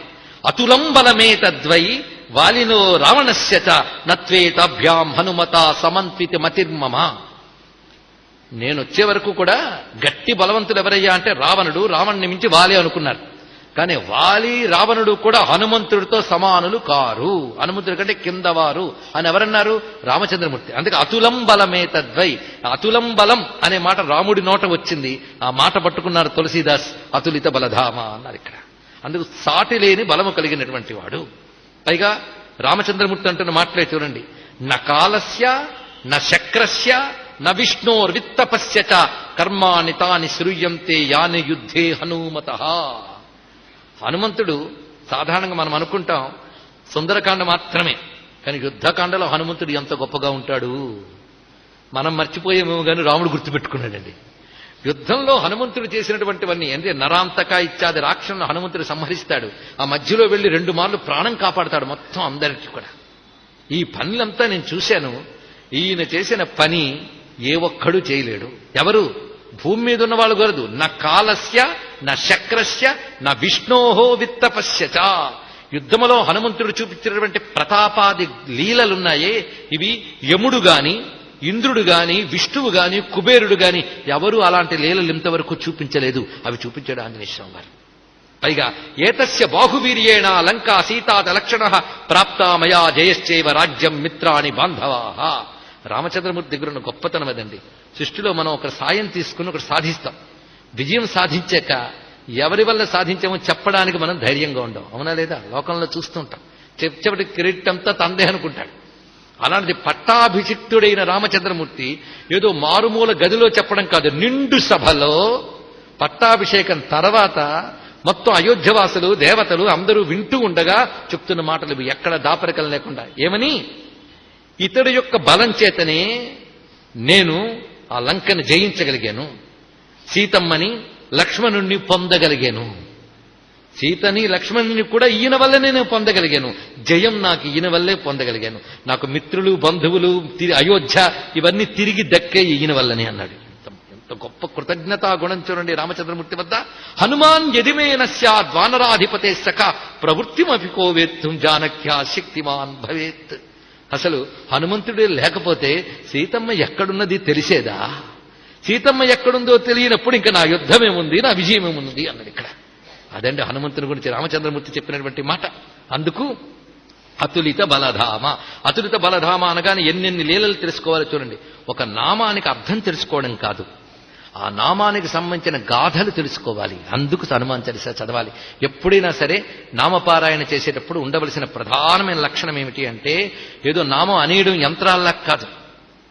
ఆ నామానికి అర్థం తెలుసుకున్నా సరిపోదు, ఆ నామానికి సంబంధించిన ఘట్టము మననం కావాలి మనస్సులో. అది మననమైతే అది నిజమైన ఉపాసన అవుతుంది, దాని ఫలితం మనం పొందగలుగుతాం. అందుకు ఒక్కొక్క నామంతో ఎక్కడెక్కడ అతులిత బలధామ చూపించాడో వెతుక్కోవాలి. ఎక్కడ చూపించలేదు ఎన్నో ఉన్నాయి, కొన్నైనా తెలుసుకోవాలి. ఏ ఘట్టాలు వింటే పాప సంహారం జరుగుతుందో అవైనా తెలుసుకోవాలండి మనం. ఇక్కడ స్వామివారు చూపించినటువంటి బలం గురించి మళ్ళీ భారతంలోకి వద్దాం. భారతంలో ఆంజనేయ స్వామి వారు కనబడతారు. మనం 2 ఏళ్ల క్రితం అరణ్యపర్వం చెప్పినప్పుడు హనుమంతుడు భీముడికి కనబడిన ఘట్టం ఇక్కడ చెప్పినట్టు నాకు గుర్తు బాగా. మీకు గుర్తు లేదని నేను అనకూడదు, ఒప్పుకుంటే నాకు బాగుంటుంది తృప్తిగా. కానీ ఒక్కసారి స్మరణ చేసుకోండి, అక్కడ భీమసేనుడికి కనబడ్డాడు కదా, ఎంత అల్లరి పెట్టాడండి భీమసేనుడికి, చాలా గొప్ప అల్లరి పెట్టాడు. అల్లరి పెట్టినప్పటికీ కూడా అనుగ్రహం చూపించాడు. ఆ అనుగ్రహంలో భీముడు ఒక కోరిక కోరుకున్నాడు ఆయన్ని. ఏమనంటే, నువ్వు సముద్ర లంఘనం చేసే ముందు ఎంత మూర్తిని చూపించావో ఒక్కసారి నాకు చూపిస్తావా అని అడుగుతాడు. ఎందుకు బాబు ఇప్పుడు అవన్నీ నువ్వు అన్నాడు. అది ఏ నాటి యుగాల నాటి సంగతి, ఇప్పుడు అనవసరంగా గోల పెట్టకన్నాడు ఆయన. లేదు నాకు చూడాలనుంది అన్నాడు. సరే ముచ్చటపడి ఒక్కసారి తన స్వరూపాన్ని పెంచాడు. ఒక్కసారి స్వామివారు పెంచి తన మహారూపాన్ని చూపిస్తుంటే భీముడు తట్టుకోలేపాడు. ఇక్కడ చూడండి, ఇక్కడ ఇంకా మన దాకా ఎందుకు, భీముడు తట్టుకోలేక కళ్ళు మిరిమిట్టు గురిపోయాయి తేజస్సుకి. స్వామి, ఆనందము, అద్భుతము, సంభ్రమము అన్నీ కలుగుతున్నాయి. నీ స్వరూపం చూస్తుంటే ఎంత ఆనందం కలుగుతుందో, ఇంకా తేజస్సు నేను తట్టుకోలేకపోతున్నావు, తగ్గవయ్యా ఉపసంహరించుకొని మందహాసం చేసి, ఇప్పుడు నీకు చూపించిన దానికి 10 రెట్లు ఉంటుంది అప్పుడు స్వరూపం అన్నాడు. ఇక్కడ చూడండి, ఇంకా ఊహకే నువ్వు తట్టుకోలేవు కనుక ఈ మాత్రం చూపించానన్నాడు. పైగా అక్కడ చూపించాలి గనక చూపించడం ఒకటి, చూపించమని అడిగితే చూపించడం ఒకటి, రెండింటికి చాలా తేడా ఉందన్నాడు ఇక్కడ. అంతే కదండి, అప్పుడు చూపించాలి కనుక విజృంభించాను, ఇప్పుడు నీకోసం చూపించడానికి షో ఇది, అక్కడ వర్క్, రెండింటికి ఇంత తేడా కనుకనే అది 10 రెట్లు ఎక్కువయ్యా అన్నాడు ఇక్కడ. అంత తేజస్. అప్పుడు ఒక మాట అంటాడండి హనుమ, భారతంలో హనుమంతుడి నోట పలికిన మాట భీముడితో, భీమసేన నపర్యాప్తో మమాసౌ రాక్షసాధమ మయాతు నిహతే తస్మిన్ రావణే లోకకంటకే కీర్తిర్నశ్యేద్ రాఘవస్య తత ఏతదుపేక్షితం. ఇది హనుమంతుడు చెప్పిన మాట. చూడు, రాక్షసాధముడైన రావణాసురుడు నాకు సాటి కాడు, నాకంటే మించినవాడు కాడు, వాణ్ణి నేనే చంపగలను, కానీ రామచంద్రమూర్తి కీర్తికి భంగం కలగకూడదు కనుక విడిచిపెట్టానన్నాడు ఇక్కడ. అదే హనుమంతుడంటే చూడండి, అది ఆయన యొక్క గొప్పతనం. ఆ మాట రాముడే అంగీకరించాడు, మన దాకా ఎందుకు. అందుకే అతులిత బలధామ అని పైగా ప్రకటించాడు ఆయన. లంకంతా గడగడ వణికిపోయింది. జయత్యతి బలో రామో లక్ష్మణశ్చ మహాబల రాజా జయితి సుగ్రీవో రాఘవేణాభిపాలిత దాసోహం కౌసలేంద్రస్య రామస్య క్లిష్టకర్మణ. ఎంత వినయము, ఎంత అద్భుతమైన భావం చెప్తున్నాడు. అసలు ఇది మహామంత్రం కదండి, జయమంత్రం, జయఘోష. జయతి అతిబలో రామ, రాముడు జయించుతూ ఉన్నాడు. జయం అంటే ఏమిటో నిన్న చాలాసేపు చెప్పాను, మరి మీకు చెప్పక్కర్లేదు. ఆ భావాన్ని ఒక్కసారి తలంచుకుంటేనే ఒళ్ళు పులకించాలి, అవునా లేదా? అతిబలుడైన రామునికి జయతి, జయతు కాదు జయతి. జయతు అంటే జయించుగాక, జయతి అంటే జయించుతూనే ఉన్నాడు. రాముడు కొత్తగా జయం రావడం కాదు, ఆయన ఎప్పుడూ జయమే అన్నాడు. రాముడికి ఎప్పుడు జయమే, ఎందుకంటే అతిబలుడు. అతిబలుడు అంటే లోకంలోనూ ఆ పైలోకాల్లోనూ ఉన్నవారి బలాన్ని అతిక్రమించినవాడు ఆయన. అందుకు అతి బలహ. జయత్యతి బలో రామో లక్ష్మణశ్చ మహాబల. ఆయనకి జయమే, సుగ్రీవుడికి జయమే. ఎందుకు? రాజా జయితి సుగ్రీవ. ఎందువల్లయ్యా సుగ్రీవుడికి జయమంటే రాఘవేణ అభిపాలిత, రామచంద్రమూర్తి చేత పాలింపబడుతున్నందుకు గాను సుగ్రీవుడికి జయం. మరి తమరో దాసోహం కోసలేంద్రస్య. ఎంత వినయం అండి, నేను రాముని దాసుణ్ణి, ఈ మాట చెప్పాడు. అయితే దాసుడంటే ఏదో భజన చేస్తూ కూర్చునేవాడా, సామాన్యుడు కాడు. నా రావణ సహస్రం మీ యుద్ధే ప్రతిబలం భవేత్, 1000 కొలది రావణులైనా నా ముందు నిలవలేరు అన్నాడు. మొత్తం లంకంతా గడగడలాడిందండి. అలా ధ్వని చేశాడు ఆయన ఒక్కసారి. తీనో లోక హాంకతే కాంపై, మొత్తం ఆయన గర్జనకి లంక అల్లల్లాడిపోయింది. అప్పుడు అంతేకాదు, ఇందులో మాట ఉన్నది, దాసుడైన ఈయనకే 1000 కొలది రావణులు కూడా చాలరు అన్నప్పుడు ఇంకా ప్రభు వస్తే మేమేమైపోతామని భయం కలగాలి. అది అక్కడ ఉన్నటువంటి మాట. ఇక్కడ దాసోహం రామ హనుమంతుడి ప్రకటన కూడా ఒక ప్రయోజనంతో ఉంటుంది. డప్పాలు కొట్టుకోవడం కాదు, నీ గొప్పతనం చెప్పుకున్నా దానికి ప్రయోజనం ఉండాలి. అది ఇక్కడ ఇంత అన్నవాడు సీతమ్మ దగ్గర ఎంత వినయంగా మాట్లాడాడు చూడండి. అది మళ్ళీ చెప్పుకుందాం మరొక చోట. ఆయన వినయ వీరం ఎంత అద్భుతంగా ఉంటుందో. మొత్తానికి నరావణ సహస్రమే యుద్ధే ప్రతిబలం భవేత్, 1000 కొలది రావణులైనా నా ముందు నిలవలేరు. పోనీ యుద్ధం నేనేమో పెద్ద పెద్ద అస్త్రాలు శస్త్రాలు వేస్తానా? శిలాభిస్తు ప్రహృత పాదపిచ్చ సహస్రశ అర్ధయిత్వా పురీం లంకామవివాచితమై ధరి సమృద్ధాత్తో గమిష్యామి మిషతాం సర్వరక్షసాం. దొరికిన రాయి రప్ప చెట్టు పుట్ట విసిరి కొట్టి మొత్తం లంకలో ఉన్న రాక్షసులను నాశనం చేసి వచ్చిన పని పూర్తి చేసుకుని సీతమ్మని దర్శించి వెళ్ళిపోతానన్నాడు. మొత్తం సుందరకాండ ఉంది అందులో, మొత్తం గుర్తుపెట్టుకోండి. అది జయఘోష మంత్రంలో ఉన్న విశేషం. అందుకే అతులిత బలధామ అక్కడ కనిపిస్తున్నది. అది వీరత్వం. అతులిత బలధామ అంటే మనకు ఆ మంత్రం గుర్తు రావాలండి. అందుకు సత్యమేతత్ రఘుశ్రేష్ఠ, యద్బ్రవీషి హనుమతి నబలే విద్యతే తుల్యౌ నగతౌ నమతౌ పరహ. వెంటనే రాముడంటే హనుమంతుడి నుంచి ప్రయోజనం పొందాడు గనో పొగుడతాడండి అని కూడా అనొచ్చుగా. కానీ రాముడు చెప్పిన దాన్ని సర్టిఫై చేశాడు ఒక ఆయన పక్కనే సభలో. ఆయన ఎవరంటే అగస్త్య మహర్షి. రాముడు అందరూ వింటూ ఉండగా అంటే అగస్త్యులు వారు అంటున్నారు, సత్యమే తత్ రఘుశ్రేష్ఠ, నువ్వు చెప్పిన మాట ముమ్మాటికి సత్యమయ్యా. ఈయనతో బలంలో గాని వేగంలో గాని బుద్ధిలో గాని ఈయనతో సమానుడు మరొకడు లేడు. అది ఇక్కడ నా బలే విద్యతే తుల్య నగతౌ నమతౌ పరహ ఈ మాట. అందుకే అతులిత బలధామ అంటే ఇది రావాల్సిందే. ఇక అంజనిపుత్ర పవనసుత నామ, అంజనిపుత్ర పవనసుత నామ 3 ఉన్నాయి పదములు. ఇందులో మొదటి 2 తెలిసిపోతున్నాయి. అంజనిపుత్ర పవనసుత అంతేనా. శంకర సువన కేసరీ నందన. మీరు హనుమాన్ చాలీసా దీని తర్వాతే కొంత అయ్యాక చెప్తాను అనుకోవద్దు, అవి కూడా ఇక్కడికి వచ్చేస్తాయి కడగట్టంలో. అక్కడికి వచ్చేటప్పటికి నేను ఇంత విస్తారం చెప్పక్కర్లేదు, తేలిగ్గా వెళ్ళిపోవచ్చు. మొత్తం హనుమంతుడి జనన గాథను ఒక దగ్గర తెచ్చుకుందాం. అంజనిపుత్ర పవనసుత శంకర సువన కేసరీ నందన తెచ్చుకోండి ఇక్కడ.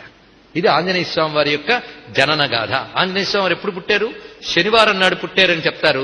ఈ శనివారం నాడు మన స్వామివారిని ఒక్కసారి జనన గాథని తలంచుకుని ధన్యులమవుదాం. ఇక్కడ ఒక ప్రత్యేకత కూడా ఉన్నది తెలుసుకోండి. ఆంజనేయ స్వామి వారికి మంగళవారం ప్రీతి కొందరు అంటూ ఉంటారు, కొందరు అంటారు బుధవారం ప్రీతి అంటారు, కొందరు శనివారం ప్రీతి అంటారు. వాళ్ళు అనడానికి వాళ్ళెవరండి? శాస్త్రం అంటుంది 3 ఉన్నాయి. 3 ప్రీతికరమే ఆంజనేయ స్వామి వారికి. మంగళవారం ఆరాధన ఉన్నది, శనివారం ఆరాధన ఉన్నది, బుధవారం ఆరాధన ఉన్నది. అయితే హనుమంతుడు ఎప్పుడు పుట్టాడో రామాయణం చెప్పలేదు, తెలుసుకోండి. రామాయణంలో లేదు గనక హనుమంతుడు ఎప్పుడు పుట్టలేదని అనకూడదు. ఆ శాస్త్రం చెప్పకపోతే మరేదో శాస్త్రం చెప్పుంటుంది, అది వెతుక్కోవాలి, పురాణాల్లో వెతుక్కోవాలి. 2-3 భేదాలున్నాయి పురాణాల్లో. కొందరు శనివారం అన్నారు, కొందరు మంగళవారం అన్నారు. ఇక్కడ గమనించవలసింది ఏంటంటే దేవతల విషయంలో మనం చరిత్ర పుస్తకంలాగా చెప్పడానికి లేదు, ఇది తెలుసుకోవాలి. ఇది అన్వయించలేక కొంతమంది అంటారు ఇవన్నీ కల్పితాలండి అని తీసి పారేస్తారు. కానీ దేవతల యొక్క అవతారములు మన వంటివి కావు, వాళ్ళు ప్రకటించబడిన విషయములు ఉంటాయి. కొందరు ఋషులకి దర్శనం ఇచ్చినప్పుడు స్వామి వారు ఒక దివ్యతిథిలో కనిపిస్తారు. పైగా హనుమంతుడనగానే కేవలం రామావతార సందర్భంలో వచ్చిన అవతారమే కాదు, నవ హనుమత్ స్వరూపాలున్నాయి. నవ నారసింహుల్లాగా నవ వానర స్వరూపాలు హనుమత్ స్వరూపాలున్నాయి. అవి కూడా మనం మిగిలిన రోజుల్లో చెప్పుకుందాం. 9 రకాల హనుమత్ స్వరూపాలున్నాయి. రకరకాల ఋషులకి ఆయన గోచరించాడు. వారి కోసం తాను తన దివ్య తేజోమూర్తిని ప్రకటించాడు. ఆ ప్రకటింపబడిన తిథుల ప్రకారం కొంతమంది జన్మతిథులు చెప్తూ ఉంటారు. అయితే చైత్ర పూర్ణిమ నాడు కొంతమంది హనుమత్ జయంతి చేస్తూ ఉంటారు. ఇప్పటికీ మనకి హైదరాబాద్ మొదలైన ప్రాంతంలో చైత్ర పూర్ణిమ చేస్తూ ఉంటారు. మరికొన్ని చోట్ల వైశాఖ బహుళ దశమి హనుమత్ జయంతిగా చేస్తుంటారు. ఏది ఇందులో నిజం తేల్చడానికి ఇప్పుడు కూర్చున్నాం మనం. పైగా అంజని పుత్రుడు పవనసుతుడు కేసరి నందనుడు, ఎంత చిత్రమైనటువంటి మాట ఉన్నది ఇక్కడ చూడండి. అందుకే హనుమత్ జనన గాథ పరమ పవిత్రమైనది, వింటేనే చాలు పాపాలు పోతాయి. అలాంటి పావనమైన జనన గాథ చెప్పుకునే అవకాశం కల్పించినటువంటి రామచంద్రమూర్తి కారుణ్యానికి నమస్కారం చేసుకుని మనం ప్రవేశిద్దాం. హనుమత్ జనన గాథ రామాయణంలో 2 చోట్ల వస్తుంది మనకి. కిష్కింధకాండలోను ఉత్తరకాండలోనూ వస్తుంది. 2 చోట్ల స్పష్టంగా చెప్పబడుతుంది. పైగా హనుమంతుడు తానెవరో చెప్పుకుంటూ తనెవరికి కలిగారో ఏమిటో అన్ని వివరిస్తాడు ఆయన. ఆ చెప్పేటప్పుడు తండ్రి గొప్పతనం చాలా గొప్పగా చెప్తాడు ఆయన. కేసరి తండ్రి, ఈయన ఎవడు సామాన్యుడు కాడండి, ఈయన మహాతపస్వి, శక్తిశాలి. ఈయన మాల్యవంత పర్వతం మీద ఉండేవాడు. మాల్యవంత పర్వతం మీద ఉన్న స్వామి కేసరి ఒకసారి గోకర్ణ క్షేత్రానికి వచ్చేట. అక్కడున్న మహర్షులందరూ ఈయనకు ప్రార్థన చేసి శంబసాధనుడు అనే రాక్షసుడు ఇక్కడ కంటకుడుగా తయారయ్యి ప్రజాహితానికి దెబ్బ కలిగిస్తూ ఉన్నాడు, కాబట్టి లోకకంఠకుడైనటువంటి ఆ శంబసాధనుని సంహరించవయ్యా అని ప్రార్థిస్తే ఆ కేసరి అవలీలగా సంహరించాడు. అలాంటి కేసరి యొక్క పుత్రుణ్ణి నేను అని సీతమ్మతో సుందరకాండలో హనుమంతుడు చెప్పుకుంటాడు. అక్కడ జననగాథ ఉన్నది. ఇప్పుడు మనం కథలో ప్రవేశించాలి. అంజని పుత్ర, ఇక్కడ కూడా హనుమాన్ అనే దానికి కథాపరంగా దవడలని అర్థం చెప్తూనే వైదికార్థం మనం ఎలా తీసుకున్నామో మంత్రార్థం అది అసలుది. మంత్రార్థం అసలు అది తెలిస్తేనే హనుమాన్ అనేది మనకి విశేషంగా ఉన్నది. అలాగే ఆంజనేయ అనే మాటలో ఉన్న మంత్రార్థం ఇవాళ రాబోతున్నది. ఆంజనేయ అనేది మరో మంత్రం, మహామంత్రం. అందుకే నమో భగవతే ఆంజనేయాయ హనుమతే నమః, ఇది స్వామి మంత్రం చెప్తారు. నమో భగవతే ఆంజనేయాయ హనుమతే నమః అంటే ఆంజనేయ హనుమత్త 2 గొప్ప మంత్రములు. అందుకే లోకంలో కూడా ఈ 2 పేర్లే ఎక్కువ ప్రసిద్ధి, ఆంజనేయుడని హనుమంతుడని. అందుకే హనుమాన్ చాలీసా ఆంజనేయ వైభవం అన్నాం. ఇప్పుడు తెలిసింది కదా. ఆంజనేయ అనే మాటలో ఎంత అద్భుతమైన భావం దాగుందో చూడండి. అసలు ఆంజనేయుడు అనేది సంస్కృత భాష ప్రకారంగా చూస్తే అపత్యర్థము అంటారు. అంటే అంజనాదేవి పుత్రుడు గనక ఆంజనేయుడు, అంతే కదా. అంతేకాదు, అది వచ్చింది బాధ. అది కథాపరంగా అంతే అర్థం, కానీ మంత్రపరంగా ఒక అర్థం చెప్పుకోవాలి. అది అసలు అర్థం. నిన్న హనుమాన్ అనగానే ఎంత అర్థం వెళ్ళిపోయాం మనం, అలా ఆంజనేయుడికి కూడా వస్తాం, చూద్దాం. మొత్తం అంజని పుత్ర పవనసుతనామ. ఇప్పుడు అంజనాదేవి యొక్క దివ్య చరిత్ర. ఈ తల్లి అప్సరకాంత, నిజానికి పుంజిక స్థలాన అప్సరకాంతవిడ ఆ తల్లి. ఎందుకంటే నారాయణుడు రాముడే అవతరిస్తూ ఉన్నప్పుడు సరిగ్గా జరిగిన ఘట్టం చూడండి. ఎప్పుడు పుత్రకామేష్టి జరుగుతోంది. దశరథ మహీపతి మన మహానుభావుడైన ఋష్యశృంగుని యొక్క ఆధ్వర్యంలో పుత్రకామేష్టి చేస్తూ ఉన్నాడు. వశిష్ఠాది మహర్షులున్నారు. ముందుగా జరిగింది అశ్వమేధయాగం, దానికి అంగముగా పుత్రకామేష్టి చేస్తున్నారు. చేస్తూ ఉండగా దేవతలందరూ అక్కడికి వస్తున్నారు ఆహుతులు స్వీకరించడానికి. ఆ వచ్చిన దేవతలు మీటింగ్ పెట్టుకున్నారు. ఏమిటని? రావణుడు బాధలు ఎక్కువైపోతూ ఉన్నాయి, మనల్ని ఎవరు రక్షిస్తారు అని. అక్కడ బ్రహ్మగారు వచ్చారు, బ్రహ్మగారికి చెప్పుకుంటూ ఉన్నారు. అప్పుడు బ్రహ్మదేవుడు ఆ నారాయణుడే రక్షించాలని, ఏతస్మిన్నంతరే విష్ణు అంటాడు వాల్మీకి అక్కడ. అదే సమయంలో గరుడ వాహనారుడే శంఖచక్ర గదాపద్మధారి అయిన నారాయణుడు యజ్ఞేశ్వరుడు అక్కడికి వచ్చేట. ఎప్పుడు యజ్ఞం జరుగుతున్న వాళ్ళు వస్తారండి, మనం చూడలేం, కానీ వాళ్ళు మాత్రం ఒకరితో ఒకరు మీటింగ్లు పెట్టుకుంటుంటారు. అక్కడ ఆ విష్ణువుతో మొరబెట్టుకున్నారు. అప్పుడు విష్ణు అన్నాడు, నేను తప్పకుండా అవతరిస్తాను, ఇప్పుడు ఆ సమయం వచ్చింది. పితరం రోచయామాస, ఆ దశరథుడిని నా తండ్రిగా ఎంపిక చేసుకున్నాను అంటాడు. ఇక్కడ ఎంత గొప్పగా చూడండి. అతను ఎంపిక చేసుకున్న అతని విధాల యోగ్యుడు. ఇప్పుడు నన్ను నేను 4గా విభజించుకుని చతుర్వ్యూహాత్మకుడినై అవతరిస్తాను అని చెప్తాడు. ఎప్పుడైతే మా కోసం విష్ణు అవతరిస్తున్నాడు, ఎప్పుడో విష్ణువుకి సహాయానికి మేము అవతరించాలి అని దేవతలందరూ నిర్ణయించుకుంటారు. అప్పుడు బ్రహ్మదేవుడు అంటాడు, నిజమే, మీరందరూ కూడా పుట్టాల్సిందే అని చెప్తాడు. అప్పుడు అక్కడ ఉన్నటువంటి దేవతలందరూ కూడా, ఇదివరకే దేవతాంశలతో ఉన్నవాళ్ళు అప్పటికే ఉన్నారు, జాంబవంతుడు మొదలైన వారు ఇదివరకే ఉన్నారు, ఇంకా మిగిలినటువంటి వారు మేము పుట్టడానికి సిద్ధమే అని ఒక్కొక్కరు ఒక్కొక్క వానర స్వరూపంగా పుట్టారు. కనుక దేవతల స్వరూపాలన్నీ వానరులు ప్రధానంగా. అందులో విష్ణువుకి సహాయపడడానికి శివుడు తన తేజస్సుని ఆ దేవతా స్వరూపాలతో పాటు తన తేజస్సును కూడా ఉంచాడు. అందులో 11 రుద్రుల తేజస్సు వానరుల్లో ఏ 11 మందిలో ఉందో నిన్న మనం చెప్పుకున్నాం. ఒక్కొక్క రుద్రుడు ఒక్కొక్క వానరుడుగా ఎలా వచ్చాడు, ఏకాదశ రుద్రుడు. ప్రధాన రుద్రుడు హనుమంతుడు. అక్కడ హనుమంతుడు ఆ విధంగా వచ్చాడు అనే విషయాన్ని స్పష్టంగా చూపిస్తారు. కనుకనే అనేక మంది దివ్యమైన వాళ్ళు అవతరించారు. చిత్రం ఏంటంటే దేవతలకి సంతానాన్ని పొందగలిగేటువంటి శక్తి లేదు, అది పార్వతీదేవి యొక్క శాపం, అది వేరే కథ. అలాగే అప్సరకాంతలకు కూడా, అందుకే వాళ్ళు రూపం మార్చుకుంటే గాని సంతానం రాదు. అందుకే పుంజిక స్థల అనేటువంటి అప్సరస ఇప్పుడు రామకార్యం కోసం ఒక దేవతాంశని ధరించాలంటే సామాన్య స్త్రీల వల్ల కాదండి. అందులో శివతేజస్సును భరించాలంటే సామాన్య స్త్రీల వల్ల అవుతుందా? కాదు. ఆ సమయంలో పుంజిక స్థల అనేటువంటి అప్సరస ఒక ముని యొక్క శాపం చేత ఆమె వానరకాంతగా పుట్టింది. ఆమె అంజనాదేవి. పుంజిక స్థల అప్సరసే అంజనాదేవిగా వచ్చింది. అయితే ఆ ఋషి ఒక వరం ఇస్తాట, నీకు కామరూప శక్తి ఇస్తున్నానంటే ఇచ్ఛారూపాన్ని ధరించవచ్చు అని ఇచ్చాడు. ఆమె సత్సంతానం కోసమని తన భర్త అయిన కేసరిని, ఈమె తండ్రి కుంజరుడు, ఆ తర్వాత కేసరిని వివాహం చేసుకున్నది. కేసరి ఆజ్ఞ తీసుకుని సత్సంతానం కోసమని దివ్యమైన శేషాద్రిపై తపస్సు చేసింది. ఈ విషయం ఇప్పుడు జననగాథ రామాయణం కొంత చెప్తోంది, పరాశర సంహితలో మరికొంతున్నది, ఇతర పురాణాల్లో ఉన్నది. అవన్నీ కలబోసి ఇప్పుడు మీకు అందిస్తూ ఉన్నాయి. ఇక్కడ ఏ విధంగా జననం జరిగిందో ఇక్కడ మంత్రశాస్త్రం కూడా చెప్తుంది. ఎందుకంటే హనుమంతుడు మంత్రమూర్తి గనక మంత్రశాస్త్ర సహాయంతో మనం హనుమత్ జననంలో ఉన్న ప్రత్యేకత తెలుసుకోవాలి. ఎప్పుడైతే ఈ విధంగా తపస్సు చేస్తూ ఉన్నదో ఆ సమయంలో పార్వతీ పరమేశ్వరులు విహారానికి వచ్చారట. అక్కడ ఆ విహరిస్తున్నటువంటి సమయంలో ఆ పరమేశ్వరుడు ధ్యానంలో ఉన్నట్టు అక్కడ. అప్పుడు అక్కడ నరనారాయణులు వాళ్ళు అనుకున్నట్ట, ఒక దివ్యమైనటువంటి అవతార కార్యం జరగబోతున్నది అనుకుని సర్వదేవతలు దీనికి సహకరించాలని సర్వదేవతల తేజస్సు పుంజమంతా తీసుకుని పరమేశ్వరుడికి అర్పణం చేశారట. పరమేశ్వరుడు దాన్ని తాను స్వీకరించాడు. ఇప్పుడు ఈ తేజస్సుని జన్మింపజేయడానికై ఆయన తన తేజస్సుని పార్వతీదేవి గర్భంలో ఉంచట. ఇక్కడ పురాణం ఒక మాట చెప్తున్నది, మనం కొంచెం నిర్మలమైన హృదయంతో వినగలగాలి. ఏమిటి అంటే, అప్పుడు పార్వతీ పరమేశ్వరులు వానర రూపం ధరించి క్రీడించారట. ఇదొక విశేషం. ఎందుకంటే వారి నుంచి అవతరించబోయేవాడు తద్రూపుడు కావాలి గనక. ఇవన్నీ దైవ రహస్యములు, అవి మామూలుగా తీసుకోవడానికి లేదు. ఆ సమయంలో శివుని నుంచి వచ్చిన తేజస్సు ఆ పార్వతీ గర్భంలోకి వెళ్ళి ఆ మహా తేజస్సును ఒక్కసారి భరించలేక తల్లి ఏమన్నదంటే, దీన్ని నేను భరించలేకపోతున్నాను అంటే అగ్నికి సమర్పణ చేయమని చెప్పాట.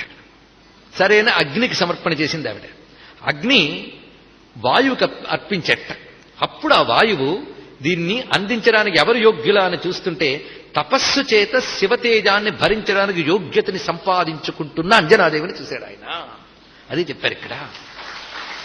ఆమె యొక్క దక్షిణ కర్ణము ద్వారా శివతేజస్సుని పంపించట.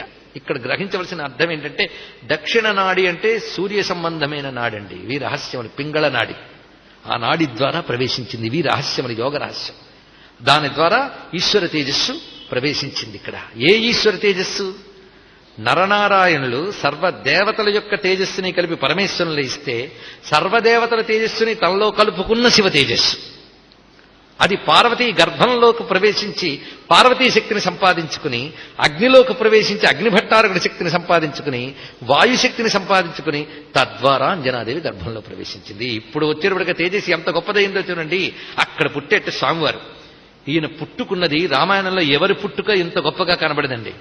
పుడుతూనే ఆయన ఎలా ఉన్నాడు అంటే ఏదో మామూలుగా కోతిలా పుట్టి తర్వాత ఏదో పెరిగి కాదుట, ఆయన పుడుతూనే ఎంత అందంగా తయారయ్యాడో చూపిస్తారు ఇక్కడ. మొత్తానికి ఇప్పుడు ఈ చెప్పిన గాథనంతటినీ కూడా మనకి మంత్రశాస్త్రం చాలా అద్భుతంగా చెప్తున్నది. పరాశర సంహిత గాని ఇంకా ఇతర రామాయణాల్లో గాని ఉపాసనాపరమైన దృష్టితో చూడాలి. ఎందుకంటే మహాగ్రంథాలని మొట్టమొదటి స్థాయిలో అందరూ కూడాను కథా దృష్టితోనే చూస్తారండి. కాస్త ఎదిగిన తర్వాత సామాజిక దృష్టి, భౌతిక దృష్టి ఇవన్నీ ఏర్పడి మనం ఒక నవల్లాగా కావ్యంలాగా చూస్తాం. కాస్త ఎదిగాక అసలు ఎదుగుదల ఏమిటంటే ఉపాసన. ఆ దృష్టితో చూస్తేనే ఈ రహస్యాలని తెలుస్తాయి. ఉపాసనా దృష్టితోనే భగవంతుడు కనబడతాడు గాని భౌతిక దృష్టితో భగవంతుడు కనబడడు. ఇది తెలుసుకోండి ఇక్కడ. దానికి కావలసిన చూపు ఉపాసన. ఆ చూపుతో చూడాలి ఇక్కడ. అందుకు పార్వతీ గర్భ సంభూతే పార్వతీ పుత్ర నామవాన్. ఎందుకంటే స్వామి యొక్క మంత్రములు మీరు చూస్తుంటే పార్వతీపుత్రాయ నమః, ఈశ్వరపుత్రాయ నమః అనే మంత్రములు కనబడతాయి. ఎలాగయ్యాడనేది తెలియాలి కదా, అది ఇక్కడ తెలుసుకోవాలి.